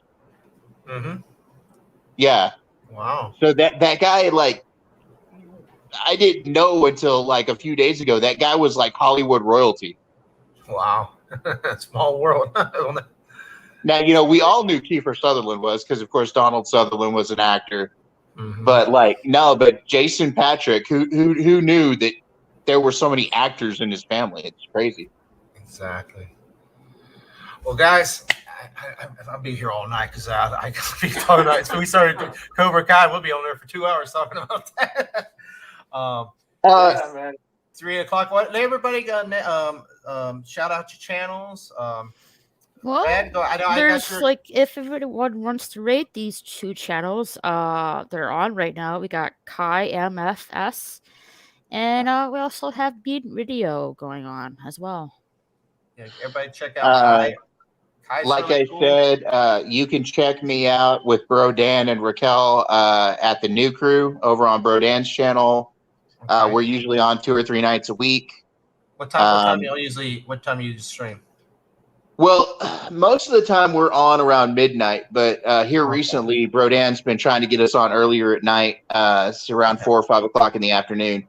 But yeah, we're over there at the New Crew. I think Raquel, do you have the link for the New Crew? Yeah, let me send a link to me where I can check that out. Yeah, hold on a minute.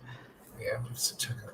I mean, if you're later at night during the middle of the week, I'll probably check it out. If it's 4 or 5, I'll probably watch it. I watch a lot of people when I'm at work. I'll be listening. Well, what's funny is we usually stream and we'll have like 10 people maybe in the chat, you know, watching us. Yeah. We get a lot of our views like after the stream's over. A lot of people watch us later in the day or the next day or whatever. Yeah. We get a lot of our views like later on. Cool. Definitely. I'll check y'all. I mean, if y'all do streaming in the afternoon, I trust me, I watch a lot of different streams and just listening to them at work, just to keep me going. When you get the link to the channel there, Jasonlee, you should look at our stream from yesterday. Like I said, Enosh from Poindexter's Lounge was on. Is that it right there, Rocco? Yeah, I got it. No, that's Mead Radio. That's not us. Okay. Raquel's that's Tom Connor's channel. Yeah, Mead Radio's live. Kai MFS is live. If you want to raid there and check them out. Yeah, guys. Like I said, if you would get that link for him there, Raquel. Yeah, I already There put we it go. in the live chat. The one she just dropped in the live chat, that's mine, Bro Dan, and Raquel's channel. All right, let me check it. Bro Dan? Okay. Yeah. Okay, let me go ahead and get in there.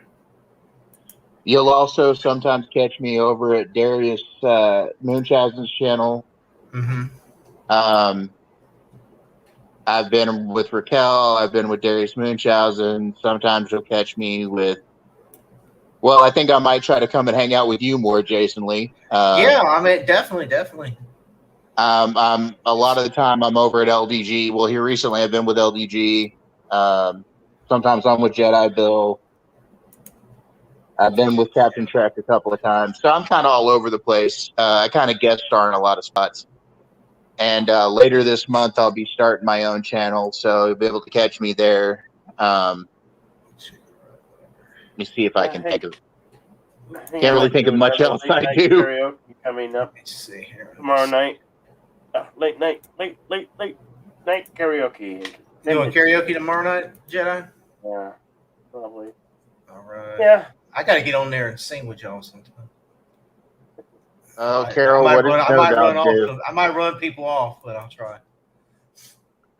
Oh, if Jedi Bill's doing karaoke tomorrow, you might get to hear me sing. I love listening to Jedi, man. He gets into them songs, man. I love it. Hey, Jasonlee, if you get over there to Jedi Bill tomorrow night, if I can make it over there, you might get to hear me sing.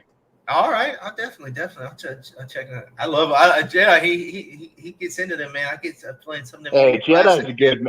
Jedi's good with the karaoke, man. I enjoy his karaoke. Man. He gets into it.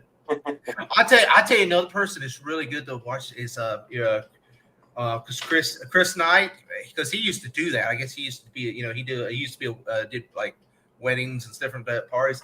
And he is funny as hell. When he did that Rocky song, James Brown coming to America. He did that one time on Danny's channel, and he was fire, man.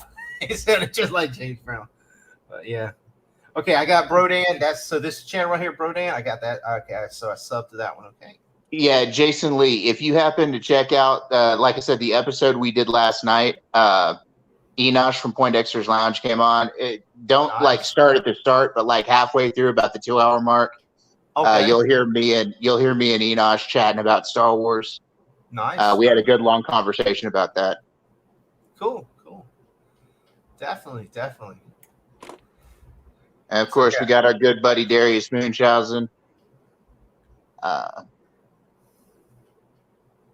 Darius is I think he Friday nights, because I asked him if he wanted to come on the other. I think he goes out with his girl or something on Friday nights. He said that's when the only time he gets free. So yeah, he doesn't really stream on Friday nights. But yeah, Monday night, Darius, he usually streams right around 9 to 10 o'clock Eastern. We used to have a pretty good crowd in there. It's hard to get. What time I get home, I tried to get in there the other night, and took me an hour and a half to get into the stream. He had a packed house. I told him he needs a backstage with little ticket lines, you have at Publix when you pick the lot numbers.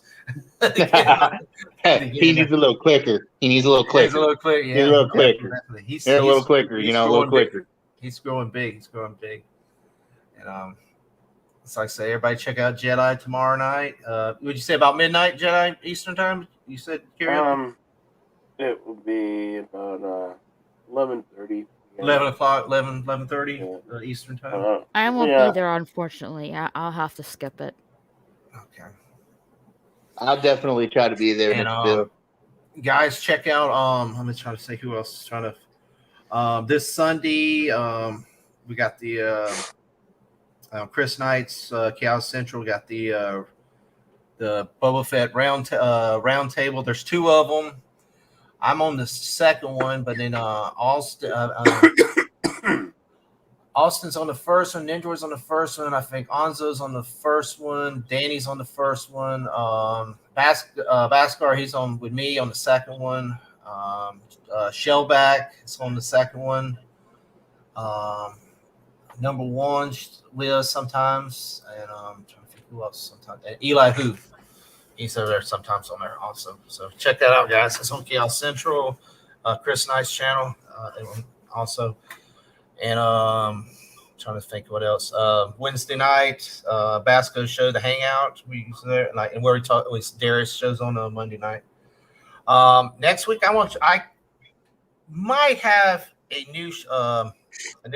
I got a friend here in town who owns a coffee company. He was in the chat earlier. Let me show. I don't even go that far back. Let me go back all the way back up. Should I go way back up? All right, there it is. All right, let me go back in. There's a guy he lives in it's his company named Coastal Cafe. He lives here in town where I'm at. He has a coffee company. He sells coffee and stuff. So we're gonna have like a new show called the Coffee Break with Jason and Mike. It's going to be probably an hour show once a week. We're trying to figure it's going to be a Tuesday, Wednesday, or Thursday. It's probably be 11 o'clock when I get home, unless we do a show in the morning. I have to do it before 12, like between 11 and 12 or something like that. It's sort of it's just a casual sit down. We're going to talk what's going on. It could be what's going on in the news, maybe a little movie stuff, and he's going to introduce his coffee, his coffee line, and his that he sells. He sells whiskey coffee. He sells they make this mango coffee. They got all these weird, cool flavors that you would never see. Peppermint flavors, different. I'm not a big coffee, but my wife loves. They just got this Kahlua coffee, different things. So we're gonna start doing that once a week. Right now we're playing. It's either Tuesday, Wednesday, or Thursday. We haven't set a date, so something to look forward to.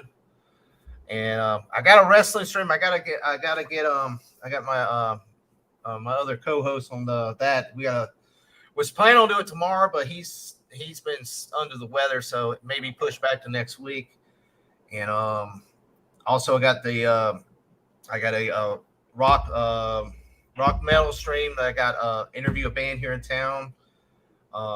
Had that one. We had a couple last month for it's planned for next Sunday, but we'll see what happens. Because the band, a couple of band had COVID and all that, so they've been out. So we've had to push that out. So something to look forward to. I'll post them when they come out, and any other streams that'll be coming out. So, anybody else? Like I said, thank you for anybody. Everybody came in. I see Basco came in. G Major, Mora. I Love Food was here. Courtney was here early on the night. Carol's Cookies. Raquel, I Love Food. Tim was in here. Who else we got? Shifty was in here. Well, Jasonlee, I just wanted to say thank you for inviting me last night. Awesome, man. I appreciate you having me on, brother. I look forward to coming on again, talking with you. Definitely. Yeah, so I appreciate it, man. I enjoyed it. It's been a good time. Awesome stream, guys. Carol, anybody you want to shout out to, or Jedi? Anybody you want to shout out to before we shut her down? No. Just check out all these great YouTubers. Subscribe to them, support them. Mora Kitty, I love Sherry's on here too. I see her. Support them, help grow the community. It's good, all good. Yeah, I just want to say, the most important thing ever is to make, let's help the community grow. Let's support each other. Let's try to limit the drama. No need for us to fight. We're all in this together. It's just important that we support everybody, and each other. Exactly. Oh, who else was it? One second here.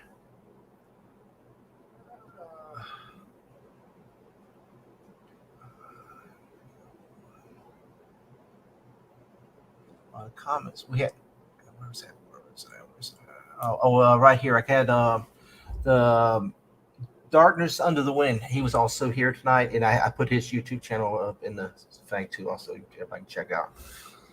But with that said, guys, have a great morning. It's already morning time, so enjoy your morning. Like I said, and stay safe out there, and stay warm if it's snowing. So everybody else, have a great night, guys. Everybody have a great night. All right, good night. Peace, guys. Night. Bye.